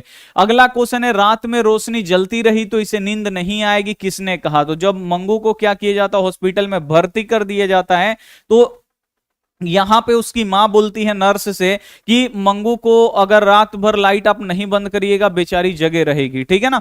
तो ये आपको याद रखना है। तो रात भर रोशनी अगर जलती रहेगी रात में तो मंगू बेचारी सोएगी नहीं। ये कौन बोलती है? तो मंगू की मां बोलती है। लेकिन ये क्या होती है, जिस दिन ये लोग भर्ती करा के आते हैं उसी रात क्या होती है, मंगू क्या हो जाती है, मर जाती है। इसे आपको याद रखना है, ठीक है ना। यहाँ पे कौन सा महीना माँ जी के लिए आशा भरा महीना बन गया? तो उसी में जब हॉस्पिटल से लौट कर आ रही थी तो रास्ते में एक बाबा मिलते हैं और बोलते हैं कि तुम्हारी जो बच्ची है वो आने वाले अगहन में सही हो जाएगी। तो मंगू की मां को विश्वास हो जाता है कि चलो मंगू जो है वो क्या होगा, अगहन में सही हो जाएगी। अब बाबा जी ने भी बोल दिया है। तो कौन सा महीना मां जी के लिए आशा भरा महीना बन गया? तो आपको याद रखना है अगहन, क्योंकि उसमें बाबा बोले थे कि जो आने वाला अगहन महीना है उसमें तुम्हारी मंगू क्या हो जाएगी, सही हो जाएगी। इसे आपको याद रखना है। खून की सगाई किसकी प्रसिद्ध कहानी है? ये बोर्ड एग्जाम में आता है, तो आपको याद रखना है ईश्वर पेटलीकर। खून की सगाई किसने लिखा है? ईश्वर पेटलीकर ने लिखा है। इसे आपको याद रखना है। 3 गोरे निष्पक्ष डॉक्टरों ने एकमत होकर मंगू के पागलपन का क्या निदान प्रकट किया? जब तीनों डॉक्टर आए जो बहुत ही गोरे गोरे थे, लंबे चौड़े थे, ठीक है ना, पढ़े लिखे डॉक्टर आए और मंगू के पास गए। तो मंगू को जो पागलपन का रोग था ना वो जन्म से ही था। अब जन्म से जो पागल लोग होते हैं ना उनको मिटाना संभव नहीं है। तो वो लोग बोलते हैं कि इसका पागलपन मिटाना संभव नहीं है, क्योंकि जो मंगू है ये क्या है, इसका जो पागलपन है ये जन्म का ही है, इसका पागलपन नहीं मिटाया जा सकता, ठीक है। तो ये आपको याद रखना है। 3 गोरे निष्पक्ष डॉक्टर एकमत होकर क्या बोलते हैं कि पागलपन जो मिटाना है वो संभव नहीं है मंगू का, ठीक है। कौन सा महीना मां जी के लिए आराध्य देव बन गया? आराध्य देव माने आशा भरा महीना। तो कौन सा महीना मां जी के लिए आराध्य देव बन गया या आशा भरा महीना बन गया? तो आपको याद रखना है अगहन। अगहन क्यों बना था? क्योंकि इसमें बोला गया था कि आने वाले अगहन महीना में क्या हो गए, मंगू ठीक हो जाएगी। मंगू की प्राकृतिक मौत को मां क्या मानती है? तो मंगू की प्राकृतिक मौत को मां क्या मानती है? छुटकारा मानती है। इसे आपको याद रखना है, बोर्ड एग्जाम में आता है। इसे आपको याद रखना है कि मंगू की प्राकृतिक मौत को मां क्या मानती है? तो मंगू की प्राकृतिक मौत को मां क्या मानती है? छुटकारा मानती है। बोलती है कि अगर मैं जब तक जिंदा हूं तब तक इसका मतलब पेशाब पैखाना खाना पीना वह इसका कपड़ा बदल रही हूं, मर जाऊंगी तो कौन करेगा, इससे बढ़िया ये मर गई तो सही हुआ, ठीक है ना। तो मंगू की प्राकृतिक मौत को मां क्या मानती है? छुटकारा मानती है। इसे आपको याद रखना है, इंपॉर्टेंट क्वेश्चन है। अगला क्वेश्चन है, काला पानी किसका उपन्यास है? तो काला पानी किसने लिखा है? तो आपको याद रखना है ईश्वर पेटलीकर ने लिखा है। अगला क्वेश्चन है, अंदर किसी को देखने का नियम नहीं है, यह पंक्ति किसका है? तो अंदर किसी को देखने जाने का नियम नहीं है, कौन बोला? आपको याद रखना है कौन बोला था। तो मेट्रेन ने बोला था। इसे आपको याद रखना है, कौन बोलता है? मैट्रेन बोलता है, इसे आपको यहां पे याद रखना है, ठीक है ना। मैट्रेन बोलता है, इसे आपको यहां पे याद रखना है कि अंदर किसी को देखने जाने का नियम नहीं है। ये कौन बोलता है? मैट्रेन बोलता है। अगला क्वेश्चन है, मां कितने बजे रात को हॉस्पिटल से लौटकर घर आई? तो जो मां है वो भर्ती उर्ती करा के मंगू को कितना बजे घर लौट के आई? तो 11:15 बजे। 11:15 का मतलब आपको यहां पे दे सकता है 10:45, ठीक है ना। ये भी आपको दे सकता है 10:45, या आपको यहां पर देगा 11:15 रात्रि को क्या करती है? मंगू को हॉस्पिटल में भर्ती कराती है, फिर यहां पे वो लौट के घर आती है। अगला क्वेश्चन है, मां किस भाषा से अनुदित कहानी, यानी जो मां कहानी है ये किस भाषा से अनुदित है, किस भाषा से अनुवाद किया गया है? तो आपको याद रखना है जो मां कहानी है ये गुजराती भाषा में है, और इसे गुजराती भाषा से हिंदी में किसने किया है? तो आपको याद रखना है नागर जी ने, ठीक है ना। तो ए वाला ऑप्शन यहां पे सही हो जाएगा। यहां पे क्वेश्चन है कि मंगू को लोग कहां भर्ती कराने की सलाह देते थे, यानी मंगू को लोग कहां बोलते थे भर्ती कराने के लिए? तो लोग कहां बोलते थे? तो हॉस्पिटल में भर्ती कराने के लिए बोलते थे। लेकिन मंगू की मां क्या बोलती थी? हॉस्पिटल को गौशाला बोलती थी नहीं भर्ती कराऊंगी, ठीक है ना। तो ये आपको याद रखना है। तो मंगू को लोग कहां भर्ती करने की सलाह देते थे? तो आपको याद रखना है अस्पताल में भर्ती करने की सलाह देते थे। और जब भी बोलते थे कि मंगू को अस्पताल में भर्ती कराओ मंगू की मां, तो मंगू की मां क्या बोलती थी कि जो अस्पताल है वो अस्पताल नहीं है, वो क्या है? गौशाला है, ठीक है ना। ईश्वर पेटलीकर कहां के लोकप्रिय कथाकार हैं? जो ईश्वर पेटलीकर हैं, जो मां कहानी लिखे हैं, वो कहां के कथाकार हैं? तो आपको याद रखना है ये है गुजरात के, गुजराती भाषा के। शहर के कन्या विद्यालय में पढ़ने वाली गांव की लड़की पागल हो गई थी, उसका नाम क्या है? तो शहर में जो कन्या विद्यालय में पढ़ने वाली लड़की है ना, वो जन्मजात तो पागल पैदा नहीं होती, वो पढ़ने के कारण या पढ़ाई करते समय क्या हो गई थी? वो पागल हो गई थी। तो मतलब वो जन्म की पागल नहीं थी, तो उसका इलाज कराया गया, वो ठीक हो गई, ठीक है ना। लेकिन मंगू के साथ ये उल्टा था। मंगू क्या थी? जन्म से ही पागल हुई थी, और वैसे लोगों का पागलपन मिटाना संभव नहीं होता है। तो शहर में कन्या विद्यालय में पढ़ने वाली गांव की एक लड़की पागल हो गई थी, उसका नाम क्या है? तो आपको याद रखना है कुसुम। जो कुसुम थी वो कन्या विद्यालय में पढ़ने वाली थी, और वो क्या हो गई बाबू? यहाँ पे पागल हो गई थी, ठीक है ना। इसको हॉस्पिटल में भर्ती कराया गया, ये ठीक हो गई। फिर लगा मंगू की मां करे, वो तो कुसुम जो पागल हो गई थी वो ठीक हो गई, तो मैं भी अपनी बच्ची को भर्ती करा देती हूँ। तो फिर ये ले जाके मां जो है अपने पुत्र को पत्र लिखवा कर बुलाती है, और ले जाकर हॉस्पिटल में भर्ती करवाते हैं। और भर्ती करवाते हैं, उसके क्या होता है बाबू? एक ही दिन बाद मंगू मर भी जाती है। अगला क्वेश्चन है, मजिस्ट्रेट से ऑर्डर किस लिए प्राप्त किया गया? तो मजिस्ट्रेट से ऑर्डर किस लिए प्राप्त हुआ था? अस्पताल में भर्ती के लिए। मजिस्ट्रेट से ऑर्डर इसीलिए प्राप्त किए थे कि मंगू को अस्पताल में भर्ती करा सके। किसको जिंदगी में पहली बार अस्पताल का विरोध नहीं किया? किसने जिंदगी में पहली बार अस्पताल का विरोध नहीं किया? क्योंकि ये सुनी थी कि कुसुम जो है वो पागल के हॉस्पिटल में गई, ठीक हो गई, तो ये मां हमेशा हॉस्पिटल का विरोध करती थी। लेकिन जिंदगी में पहली बार जो मां है वो हॉस्पिटल का विरोध नहीं करती थी। वो सुनती है कि जो कुसुम है, जो शहर में कन्या विद्यालय में पढ़ती थी, वो पागल हो गई है, ठीक हो गई है, तो फिर ये क्या करती है? पत्र लिखवाती है, अपने बड़े बट्टे को बुलवाती है। तो जिंदगी में पहली बार अस्पताल का विरोध किसने नहीं किया? तो मां ने नहीं किया। क्यों नहीं किया? क्योंकि इसको लगा कि कुसुम जो है पढ़ने वाली पागल हो गई थी, ठीक हो गई है, तो मेरी बच्ची भी ठीक हो जाएगी वहां पे ले जाने से, ठीक है। चलिए, तो ये कहानी, इसमें 33 ऑब्जेक्टिव क्वेश्चन है। 33 के 33 अगर आपको याद रहते हैं तो परीक्षा में एक भी आपका नहीं छूटेगा। तो जल्दी से आप लोग यहाँ पे बताएंगे कि 33 में से आपका कितना सही हुआ। फटाफट आप लोग यहाँ पे कमेंट करके सभी बच्चे बताएंगे कि 33 में से आपका कितना सही हुआ। 33/33, बहुत ही बढ़िया। चलिए, 33 में से 33, ठीक है। चलिए नेक्स्ट हम लोग चले। सर आपके बिना मन नहीं लग रहा था, आपका 1 ईयर पहले से वीडियो देख रहे हैं। थैंक यू बाबू कृष्णा पाल। चलिए नेक्स्ट आगे हम लोग बढ़ते हैं। अगला क्वेश्चन है आपका, अगला जो चैप्टर है वो नगर। ये भी कहानी बहुत ही अच्छा है। इसमें एक लड़की है पपाती, जिसको मेनिंजाइटिस रोग हो गया है, ठीक है ना। और ये भी जो पपाती है उसकी माँ जो है वल्ली अमाल, ठीक है ना, वो क्या है, पढ़ी लिखी नहीं है। और जो पढ़ा लिखा आदमी जब शहर में आता है और हॉस्पिटल में चला जाए तो क्या हाल होता है, ये बोलेगा इधर जाओ, कोई बोलेगा इधर जाओ, कोई बोलेगा इधर जाओ, ठीक है ना। तो मतलब दिन भर हॉस्पिटल में घूमती है, उसके साथ क्या क्या हुआ वही ये पूरा कहानी है, नगर कहानी।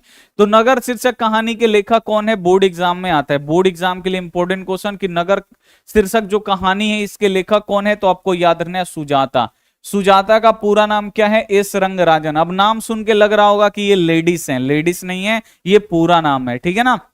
इनका पूरा नाम है सुजाता रंगराजन, एस रंगराजन, एस से सुजाता और रंगराजन। तो ये पुरुष हैं, आपको महिला समझने के ये मत करिएगा, ठीक है ना, नाम बस लेडीज की तरह है। तो नगर शीर्षक कहानी के लेखक कौन है, सुजाता है, इसे आपको याद रखना है। नगर शीर्षक कहानी किस भाषा से अनुदित है, यानी जो नगर शीर्षक कहानी है ये किस भाषा से लिया गया है, तो ये आपको याद रखना है, ये तमिल भाषा है, ठीक है ना। तमिल की कहानी है नगर शीर्षक कहानी। अब नगर शीर्षक कहानी को भी हिंदी में कन्वर्ट किया गया है, किसने किया अभी आगे आपको पता चलेगा। नगर शीर्षक कहानी की प्रमुख पात्र कौन है, यानी मेन एक्टर कौन है नगर शीर्षक कहानी की। तो नगर शीर्षक कहानी किस पर आधारित कहानी है, तो आपको याद रखना है पपाती पे, ठीक है ना। डी वाला जो ऑप्शन होगा बिल्कुल सही जाएगा।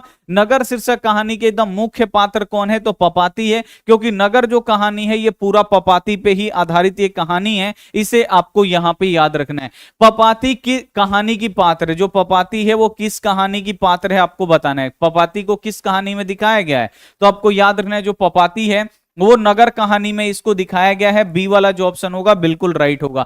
पपाती किस रोग से ग्रसित थी, अब आपसे यहां पे पूछा जा रहा है कि जो पपाती है इसको कौन सा रोग हो गया था, किस रोग से ये बेचारी ग्रसित थी, तो पपाती को हो गया था मेनिनजाइटिस रोग। मेनिनजाइटिस में क्या होता है, इसमें बुखार बहुत तेज आता है, ठीक है ना।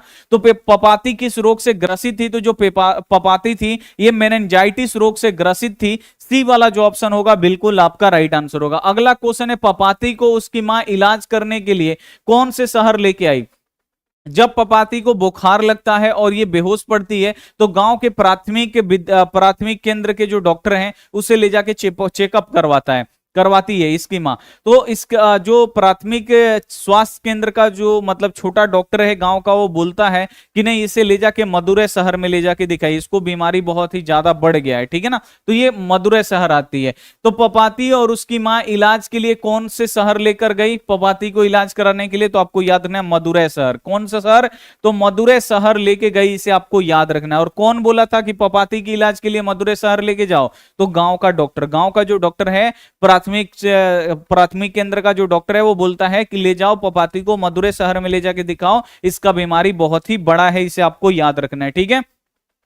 वल्ली अमाल किस गांव से आई थी, अब वल्ली अमाल नाम आपको आ रहा है ना, वल्ली अमाल, वल्ली अमाल कौन थी बाबू, पपाती की मां थी। पपाती का उम्र 12 साल है और पपाती को मेनिनजाइटिस रोग हो गया है। उसी पपाती को लेके वल्ली अमाल क्या है, पपाती की मां है। और जो वल्ली अमाल है पपाती की मां, वो क्या करती है, मदुरै शहर में आती है डॉक्टर से दिखाने के लिए, बड़े शहर में बड़े डॉक्टर से दिखाने के लिए, ठीक है। तो ये आपको याद रखना है। तो वली अमाल की गांव का नाम क्या था, मुनाडिस पट्टी, यानी पपाती और उसकी मां की गांव का नाम क्या था, मुनाडिस पट्टी था, इसे आपको याद रखना है। वली अमाल की लड़की का नाम क्या है, अब आपसे पूछा जा रहा है कि जो वल्ली अमाल है इसकी लड़की का नाम क्या है, तो वल्ली अमाल की लड़की का नाम क्या है, तो वल्ली अमाल की लड़की का नाम है पपाती, ठीक है। ए वाला जो ऑप्शन है बिल्कुल एकदम 100% राइट हो जाएगा। वल्ली अमाल की लड़की का नाम क्या है, पपाती है। सुजाता का जन्म कब हुआ, बोर्ड एग्जाम में ये बहुत बार पूछता है, आपको याद रखना है। सुजाता का जो जन्म हुआ था 3 मई 1935, ये आपको डेट याद रखना है। 3 मई 1935 को सुजाता का जन्म हुआ था, इसे आपको याद रखना है। अगला क्वेश्चन है, कहानीकारक सुजाता का असली नाम या बोलेगा या पूरा नाम, तो सुजाता का कहानीकारक सुजाता का असली नाम क्या है, पूरा नाम, तो देखिए एस रंगराजन। एस से क्या होता है आपको याद रखना है, सुजाता। तो यहां पे देखिए एस से क्या हो जाएगा, सुजाता होगा, ठीक है ना। यहां पे सुजाता रंगराजन, एस से क्या हुआ सुजाता और उसके बाद यहां पे रंगराजन है, ये है। ठीक है ना। तो सुजाता रंगराजन, इसे आपको याद रखना है। तो यहाँ पे कहानीकारक सुजाता का असली नाम क्या है, यानी पूरा नाम क्या है, तो आपको याद रखना है एस रंगराजन। ये बोर्ड एग्जाम में बहुत आता है, इसे आपको याद रखना है। कहानीकारक सुजाता का असली नाम क्या है, तो एस रंगराजन है, इसे आपको याद रखना है। एस रंगराजन किस लेखक का पूरा नाम है। अब यहाँ पे आपसे वही क्वेश्चन पूछ रहा है कि जो एस रंगराजन है किस लेखक का पूरा नाम है। एस रंगराजन यानी सुजाता रंगराजन किसका, तो आपको याद रखना है सुजाता। सुजाता का ये पूरा नाम, सुजाता का पूरा नाम क्या है, एस रंगराजन है, इसे आपको याद रखना है। वल्ली अमाल क्या नहीं जानती थी, जो वल्ली अमाल थी बेचारी, ये क्या नहीं जानती थी, तो वल्ली अमाल आपको याद रखना है पढ़ना लिखना नहीं जानती थी, ठीक है ना। अनपढ़ थी, गांव की बेचारी, पढ़ना लिखना नहीं जानती थी।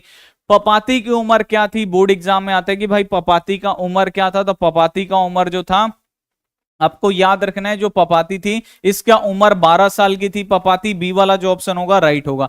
पपाती बेहोश क्यों पड़ी थी, क्योंकि पपाती को मेनिंजाइटिस रोग हो गया था, और मेनिंजाइटिस रोग में क्या होता है, बुखार बहुत तेज आता है, तो बुखार बहुत तेज आने के कारण ये बेहोश हो गई थी, इसे आपको याद रखना है। तो पपाती बेहोश क्यों पड़ी थी, तो तेज बुखार के कारण, ठीक है ना, क्योंकि इसको मेनिंजाइटिस रोग हो गया था।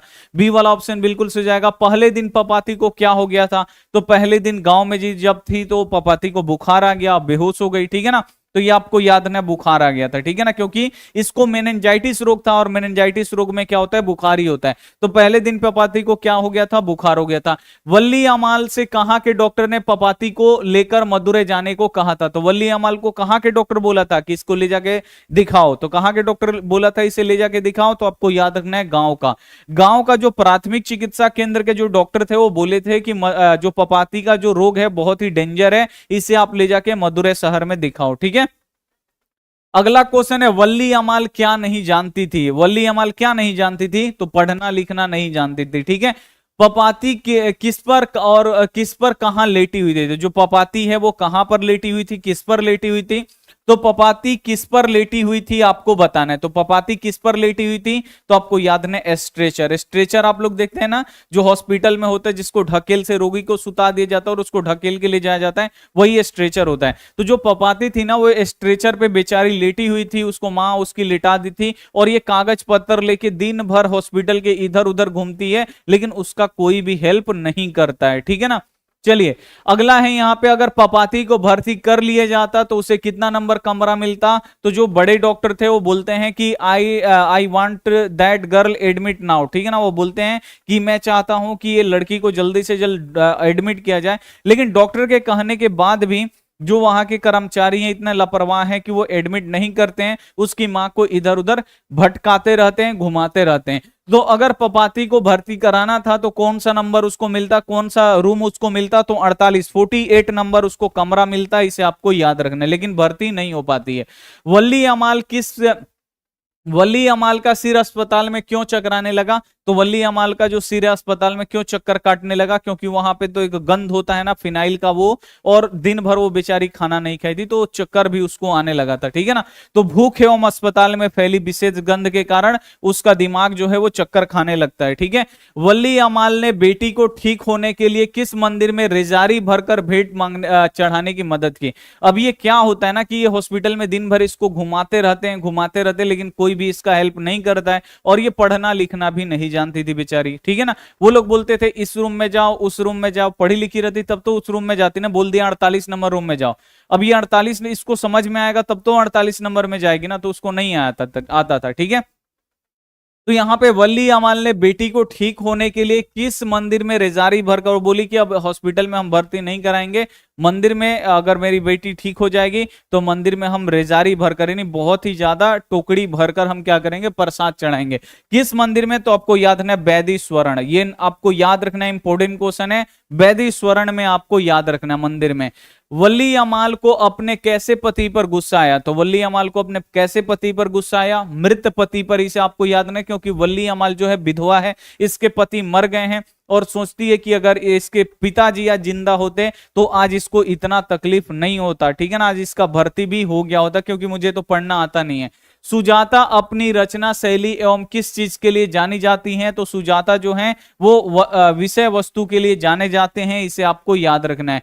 मदुरै लोगों की दूसरी राजधानी है, मदुरै मदुरै जो है वो पांड्य लोगों की दूसरी राजधानी है, ये किस पुस्तक में लिखा गया है? तो मदुरै जो है ये पांड्य लोगों की दूसरी राजधानी है, ये किस पुस्तक में लिखा गया है? तो तुलनात्मक व्याकरण। ये बोर्ड एग्जाम के लिए इंपॉर्टेंट है, इसे आपको याद रखना है कि जो मदुरै है वो पांड्य लोगों की दूसरी राजधानी है। और ये कहां पे लिखा गया है? तो तुलनात्मक व्याकरण में लिखा गया है।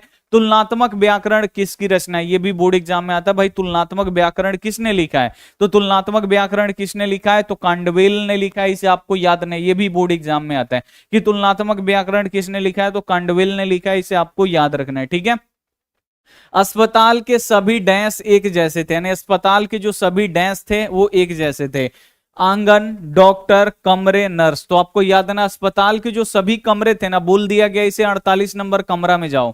अब ये 48, अब इसको पढ़ने नहीं आता है तो कैसे पता चलेगा 48? सभी कमरा एक जैसा था, तो आपको याद रखना अस्पताल के सभी डैश एक जैसे थे, तो सभी कमरे एक जैसे थे। साइकिल एवं रिक्शा किस ओर बढ़ते जा रहा था? तो साइकिल और रिक्शा फिर ये क्या की, अपने बेटी को उठाई, ठीक है ना। और इसको बेटी को क्या किया था, आंगन में भरसाम हो गया था ना, तो उसमें रूम में ही बंद करके ताला मार के चल दिया है वो, ठीक है। तो कितना रोई, उसका पैर पकड़ के आधा एक घंटा तक, तब वो खोला, तब उसको ली, बोली कि यहां से जल्दी भागो नहीं तो यहाँ के लोग कुछ भी कर देंगे, ठीक है ना। तो साइकिल एवं रिक्शा किस ओर बढ़ते जा रहा था? तो साइकिल और रिक्शा किस ओर बढ़ते जा रहा था? तो बस अड्डा की ओर बढ़ने लगा, इसे आपको याद ना। अब ये लोग गांव चले जाते हैं, ठीक है ना। I want that girl admit now किसने कहा? बोर्ड एग्जाम में आता है कि I want that girl admit now, बोलता है जो बड़ा डॉक्टर है हॉस्पिटल का, कि इस लड़की को जल्दी से जल्दी एडमिट करो, इसका चेकअप करना है, इसका रोग बहुत बड़ा है। लेकिन वहां के जो नर्स थे ना वो बहुत ही, या जो स्टाफ थे बहुत ही मतलब लापरवाह थे, वो नहीं करते हैं। तो I want that girl admit now किसने कहा? तो बड़े डॉक्टर ने कहा, ठीक है ना। अगला क्वेश्चन है, मदुरै को यूनानी लोगों के द्वारा क्या कहा गया? तो मदुरै जो मदुरै है उसको यूनानी लोग क्या बोलते थे? तो आपको याद रखना, मेदोरा बोलते थे, इसे आपको याद रखना है। पपाती बेहोश क्यों पड़ी थी? अब आपसे बोर्ड एग्जाम में क्वेश्चन आता है, पपाती जो है वो बेहोश क्यों पड़ी थी? तेज बुखार के कारण जो पपाती है वो बेहोश पड़ी गई थी, क्योंकि मैं इसको मेनिंजाइटिस रोग था, और मेनिंजाइटिस रोग में बहुत ही ज्यादा तेज बुखार आता है। अगला क्वेश्चन है कि नगर शीर्षक में अम्लराज को कितना नंबर कमरा दिखाने के लिए कहा गया? तो बोल दिया गया कि उसे 48 नंबर कमरा में जाओ। ये पढ़ी लिखी है ही नहीं कि 48 नंबर में जाए। फिर कितना लोगों से रिक्वेस्ट करती है, तो एक बोलता है कि अम्लराज तुम जाओ 48 नंबर कमरा दिखाओ, ठीक है ना। तो अम्लराज कौन सा कमरा ले जाके दिखाता है? 48 नंबर, ठीक है। यहाँ पे कौन पपाती को अकेले छोड़कर नहीं जाना चाहती थी? क्योंकि जो पपाती है वो बेहोश पड़ी हुई है, और इसको नीचे स्ट्रेचर में बरामदा में लेटाकर और पूरा हॉस्पिटल ये बेचारी घूम रही है, ठीक है ना। अकेले अकेले ये क्या कर रही है, और डर भी लगता था कि पपाती को अकेले छोड़ के आए हूं, उसके साथ कुछ हो ना जाए, ठीक है ना। तो ये पपाती को अकेले छोड़ के पूरा हॉस्पिटल में घूमती थी। तो पपाती को अकेले छोड़कर कौन नहीं जाना चाहती थी?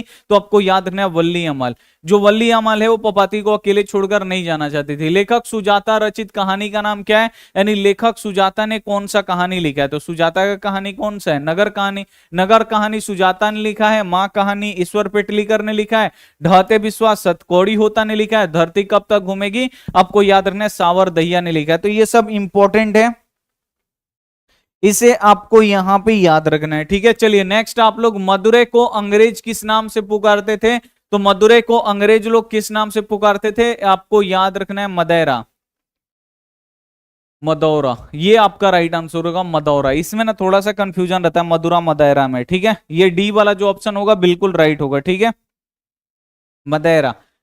चलिए नेक्स्ट, अगला क्वेश्चन, किसका वातावरण वल्ली अमाल को भयभीत कर दिया? किसका वातावरण एकदम वल्ली अमाल को एकदम डरा के रख दिया? तो हॉस्पिटल में पहली बार आई, इतना बड़ा हॉस्पिटल में, और हॉस्पिटल से इसको अब डर लगने लगा, ठीक है ना। क्योंकि इसकी बेटी को क्या किया था कि एक रूम में बंद करके ताला मार के चला गया था। बीमार है फिर भी वो क्या किया, ताला मार के चला गया, बोला कि कल अब 3 घंटे बाद खुलेगा, नहीं खोल रहा था, ठीक है ना। तो किसका वातावरण वल्ली अमाल को एकदम भयभीत कर दिया था? तो हॉस्पिटल का। हॉस्पिटल से एकदम डर गई थी बेचारी, ठीक है ना। सी वाला जो ऑप्शन है बिल्कुल एकदम 100% राइट हो जाएगा। अब ये क्वेश्चन खत्म हुआ, यहाँ पे चौथा जो चैप्टर है ये भी हम लोगों का यहाँ पे खत्म हो गया, ठीक है ना। नगर जो है इसमें टोटल 35 ऑब्जेक्टिव है। 35 में से आपका कितना सही हुआ, जल्दी से आप लोग यहाँ पे कॉमेंट करके बताएंगे। 35 में से आपका कितना सही हुआ, जल्दी से आप लोग यहाँ पे कमेंट करके बता दीजिए। 9 बजे क्या आप लोग पढ़ेंगे, जल्दी से आप लोग बताइए। 9 बजे आप लोग पढ़ेंगे? धातु अधातु।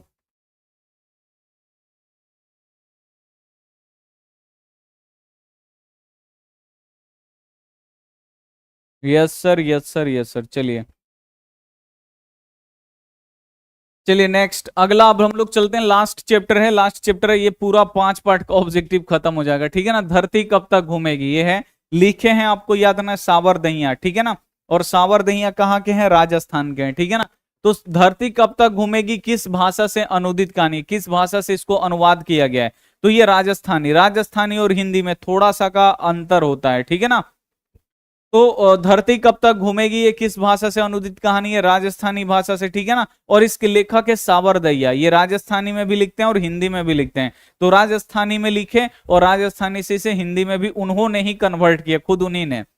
तो धरती कब तक घूमेगी किस भाषा से अनुदित कहानी है, राजस्थानी से, इसे आपको याद रखना है।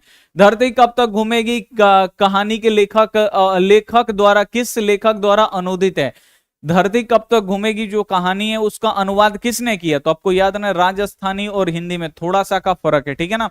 तो ये जो सावरदहिया है ना, ये राजस्थानी भाषा में लिखते भी हैं, राजस्थानी में लिख देते हैं, फिर इसको हिंदी में यही कन्वर्ट कर देते हैं लेखक। तो लेखक ही क्या किए हैं, इसको हिंदी में कन्वर्ट कर दिए हैं, हिंदी में भी इसका अनुवाद कर दिए हैं, इसे आपको याद रखना है।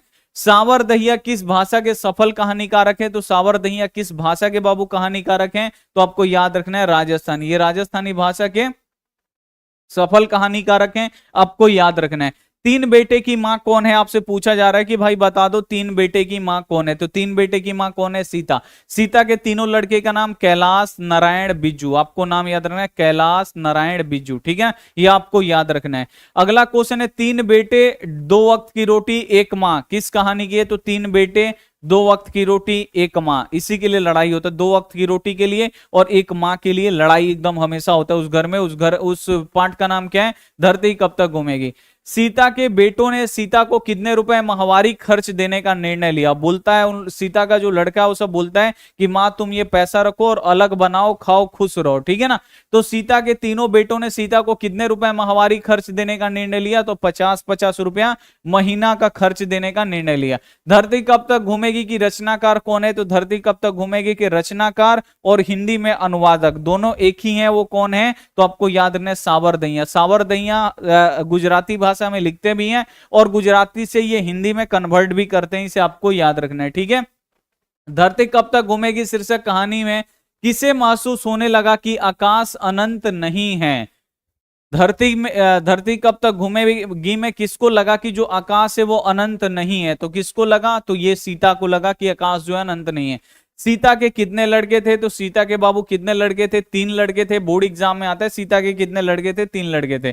किस दिन सीता को एकदम लापसी एकदम बिल्कुल फीकी लगी, तो जिस दिन सुनी थी कि अब एक एक महीना क्या रहना है, दूसरे दूसरे बच्चों के पास रहना है, उस दिन क्या हुआ, सीता को एकदम लपसी एकदम खा रही थी, लपसी, लपसी मीठा होता है ना, आटा का बना होता है एकदम हलवा की तरह, तो लपसी कैसा लग रहा था उसको, फीका लग रहा था, क्योंकि उस दिन के बाद अब उसे दूसरे बच्चे के घर में जाना था रहने के लिए, ठीक है, तो एकदम लपसी फीका लग रहा था उस दिन। दिन कौन था, नाहर सिंह जी वाला दिन था, इसे आपको याद रखना है, ठीक है ना। वो और उस दिन मतलब एक तिथि था, कौन सा तिथि था, नाहर सिंह जी वाला दिन, उस दिन उनका जयंती था और उन्हीं के दिन जो लपसी है बिल्कुल एकदम फीका लगा, क्योंकि उस दिन वो सुनी थी कि अगले दिन हमको अगली सुबह दूसरे बच्चे के पास हमको जाना है, ठीक है। धरती कब तक घूमेगी कैसी कहानी है, तो धरती कब तक घूमेगी एक सामाजिक कहानी है, इसे आपको याद रखना। अगला क्वेश्चन है, अगले दिन सीता ने क्या किया, तो जब बच्चों ने बोला कि माँ को अब हम लोग 50-50 रुपया देंगे, माँ मतलब माँ तो उसकी बूढ़ी हो गई है ना, उसके पति भी मर गए, अब जान लो एकदम बूढ़ी अवस्था में 60-70 साल की हैं, बोला जा रहा है कि माँ अब तुम जाओ, अब तुम अकेले पका के खाओ, तो माँ बोलती है कि हम अकेले पका के खाएंगे, इस घर में रोज मेरे ही लिए ही लड़ाई झगड़ा हो रहा है, उससे बढ़िया ये घर छोड़ के चल दो, ठीक है ना, पैसा वैसा मुझे कुछ नहीं चाहिए, कहीं पे जाऊंगी बर्तन उर्तन धोऊंगी, कहीं पे काम करूंगी, खा पी लूंगी, ठीक है ना। तो अगले दिन सीता ने क्या किया, घर छोड़ दिया बेचारी ने, ठीक है। अगले दिन, अरे अपनी अमीरी दिखाने के लिए रसमलाई भेजी है, किसने कहा, बोर्ड एग्जाम में आता है, तो आपको याद रखना है नारायण की जो पत्नी थी भावरी, भावरी के लड़के का क्या था, लड़के का जन्मदिन था, ठीक है ना, लड़के का जन्मदिन था, तो उस दिन केक आया होगा, कटा होगा, रसमलाई आया था भावरी के घर पे, ठीक है ना। अब जो बेचारी सीता थी वो किसके यहाँ थी? तो सीता जो थी वो पुष्पा के घर पे थी, ठीक है ना। जो आप ये आपको पता है ना कि एक एक महीना तक जो माँ है वो अलग अलग दूसरे दूसरे के घर पे रहेगी। तो सीता कहाँ पे थी? पुष्पा के घर पे थी। और नारायण की जो पत्नी है भावरी, भावरी के लड़के का क्या है? जन्मदिन है। अब जन्मदिन के क्या की दिन रसमलाई क्या करती है? भावरी के घर पे लाके सीता को देती है। तो वही भावरी जो यहाँ पे सॉरी भावरी ला के देती है सीता को रसमलाई, तो बिज्जू की जो पत्नी है पुष्पा ना, वो क्या करती है? बोलती है कि अपनी अमीरी दिखाने के लिए रसमलाई भेजिए। कौन बोलती है? तो जो बिज्जू की पत्नी है, बिज्जू इसका सबसे छोटा लड़का है, और बिज्जू की जो पत्नी है पुष्पा, वो बोलती है किसको? तो भावरी को, भावरी को बोलती है कि वो अमीरी दिखाने के लिए रसमलाई भेजिए, ठीक है ना। तो ये आपको यहां पे याद रखना होगा, ठीक है ना। अब ये भी क्वेश्चन आएगा, सीता को रसमलाई किसने भेजा? तो सीता को रसमलाई किसने भेजा? तो नारायण की पत्नी भावरी ने, ठीक है ना। तो जब भावरी ले जाके, अब कहा किसके घर थी? पुष्पा के घर थी। तो ले जाके पुष्पा के घर रसमलाई देती है, तो बोलती है कि अपनी अमीरी दिखाने के लिए रसमलाई भेजिए। फिर लड़ाई चालू। तो यही होता है उसके घर में। तो क्वेश्चन आएगा कि सीता के लिए रसमलाई किसने भेजा था? तो नारायण की पत्नी भावरी ने। ये भी आपको याद ना, बोर्ड एग्जाम में आता है। नारायण की पत्नी कौन है? भावरी। कैलाश की पत्नी कौन है? राधा। ये भी बोर्ड एग्जाम में पूछ रहा है। बिज्जू की पत्नी कौन है? पुष्पा। तो ये आपको याद रखना है। और किसने बोला अपनी अमीरी दिखाने के लिए रसमलाई भेजी है? तो पुष्पा ने। अगला क्वेश्चन है, सीता को रसमलाई किसने भेजा? सीता को रसमलाई किसने भेजा? तो आपको याद रखना, नारायण की पत्नी भावरी ने रसमलाई भेजा। और उस समय सीता किसके घर पे थी? पुष्पा के घर पे। तो पुष्पा बोलती है कि अपनी अमीरी दिखाने के लिए रसमलाई भेजी है, ठीक है। अगला जो क्वेश्चन है, किसे महसूस हुआ कि पृथ्वी और आकाश के बीच में घुटन भरा है? ये क्वेश्चन ऐसे आता है कि किसको घुटन महसूस हो रहा था अपने ही घर में? तो अपने ही घर में घुटन किसे महसूस हो रहा था? तो सीता को हो रहा था। इसे आपको याद रखना है। बिज्जू की पत्नी का नाम क्या है? देखिए आया ना क्वेश्चन, तो देखिए बी आधा ज जू, आधा ज है ना, तो आपको याद रखना इसके पत्नी में भी आधा, यहाँ पे देखिए आधा वाला आएगा। आधा जो यहाँ पे है, आधा स इसमें, तो आधा आधा वाला आप लोग याद रखिएगा। बिज्जू की जो पत्नी है वो है पुष्पा। देखिए 2023 में पूछा ना ये क्वेश्चन आता है। राधा किसकी है? तो आपको याद रखना कैलाश, कैलाश की जो पत्नी है वो राधा है। और भावरी किसकी है? तो नारायण की। नारायण की पत्नी कौन है? राधा है। इसे यहाँ पे नारायण की पत्नी भावरी, यहाँ पे बिज्जू की पत्नी पुष्पा, और कैलाश की पत्नी राधा है। इसे आपको याद रखना, बोर्ड एग्जाम में आता है। यह बात अच्छी नहीं लगती कि मां महीने भर इधर उधर लुढ़कती रहे, किसने कहा? ये बोलता है इसका जो बड़ा लड़का है ना कैलाश, बहुत ही बदतमीज लड़का है, ठीक है ना। वो बोलता है कि माँ को अब अच्छा नहीं लगता है, एक महीना इसके घर पे, एक महीना इसके घर पे, एक महीना इसके घर पे, अच्छा नहीं लगता है ये सब। अब माँ को क्या किया जाएगा? 50-50 रुपए दिया जाएगा, माँ अकेले बैठ के कहीं पे खाएगी अपना बना के, ठीक है ना। ये कौन बोलता है? तो कैलाश बोलता है। इसे आपको याद रखना है। डी वाला जो ऑप्शन होगा बिल्कुल सही हो जाएगा, ठीक है ना। अगला क्वेश्चन है कि धरती कब तक घूमेगी? शीर्षक पाठ में सीता क्या देखकर रुवासी हो गई? रुवासी यानी उदास होता है। तो धरती कब तक घूमेगी में सीता क्या देखकर रुवासी हो जाती है? तो अपना काला ओढ़ना, अपना काला ओढ़ना देखकर, क्योंकि जो ओढ़ना था ना बिछाना वो भी काला काला हो गया था, कोई खींच नहीं रहा था, कोई इसे धो नहीं रहा था। इसे आपको याद रखना है। धरती कब तक घूमेगी शीर्षक पाठ में सीता के बड़े लड़के का नाम क्या है? तो सीता के बड़े लड़के का नाम कैलाश है, जो बहुत ही उदंड आदमी है, ठीक है ना। इसके बीच वाला लड़का कौन है? नारायण है। और सीता का सबसे छोटा वाला बच्चा कौन है? बिज्जू है। इसे आपको याद रखना है। मां को रखने का ठेका सिर्फ उसी ने नहीं ले रखा, ये किसने कहा? तो एक उदंड लड़का था इसका बड़ा वाला, आपको याद रखना है। वही बोलता है कि माँ इधर उधर लुढ़कती रहती है, अच्छा नहीं लगता है। माँ को सिर रखने का ठेका सिर्फ उसी ने नहीं ले रखा है। ये सब कौन बोलता है ऐसा ऐसा बात? तो अब उसका जो बड़ा लड़का है कैलाश, यही बोलता है। इसे आपको याद रखना है। सीता के पुत्रों का क्या नाम है? तो सीता के 3 बेटे थे, और तीनों बेटे का नाम क्या था?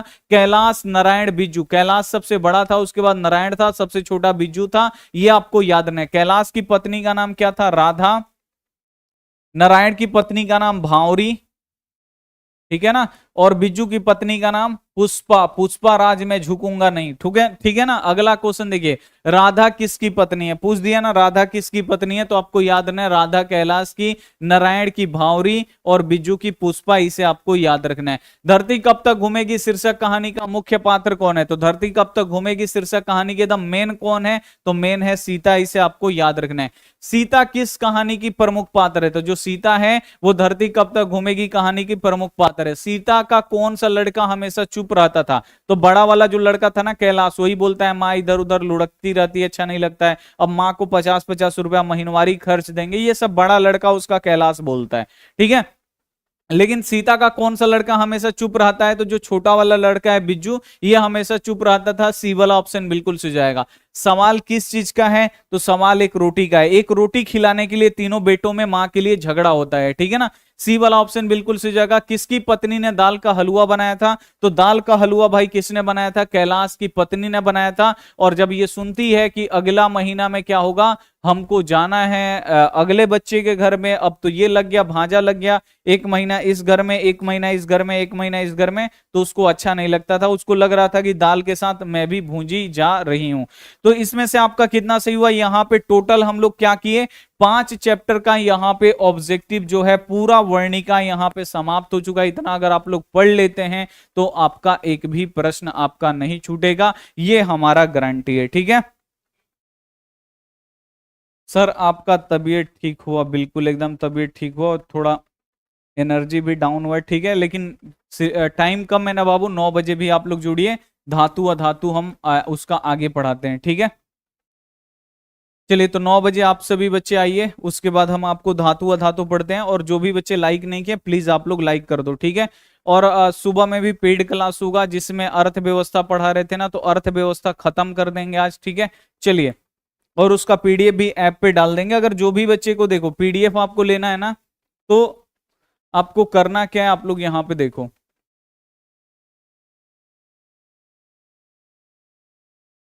इसमें नोट्स पीडीएफ आपको 3 महीना तक टाइम है ना, इसमें आपको मिलेगा। अब एक बार सोचिएगा कि एक बार में आज नोट्स लिए, आज सब सब्जेक्ट का पीडीएफ मिल जाए, वीडियो मिल जाए, ऐसे नहीं ना होगा। 3 महीना तक पढ़ाना है, उसमें नोट्स पीडीएफ आपको 198 रुपया में मिल रहा है। ये हमारा ऐप का फ्रंट है, इसे डाउनलोड करिए, रजिस्टर कर लीजिए, ठीक है ना। अगर रजिस्टर पहले से आपका है तो फॉरगेट पासवर्ड कर लीजिए, ठीक है। और इसमें बाई नाउ पे क्लिक करिए। बाई नाउ पे क्लिक करेगा ना, स्कैनर देगा, अपने मोबाइल में स्कैनर खोल लीजिए और दुकानदार से जाके अपने भैया, स्कैनर अपने मोबाइल में का नहीं काटिएगा, ठीक है ना।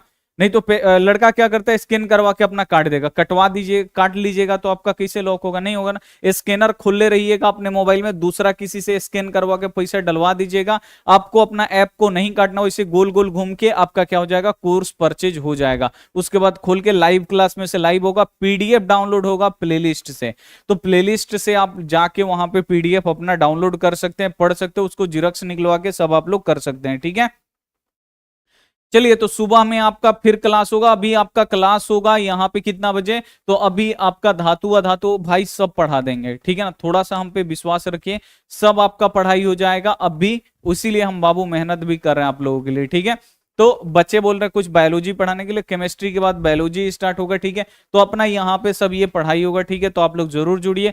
तो हम आपसे मिलते हैं अगली क्लास में, तब तक अपना ध्यान रखिए, मन लगा के पढ़ाई करिए। आइए आप लोग 9 बजे, ठीक है ना। तो मिलते हैं हम आपसे अगली क्लास में, तब तक अपना ध्यान रखिए, मन लगा के पढ़ाई करिए। Take care and bye.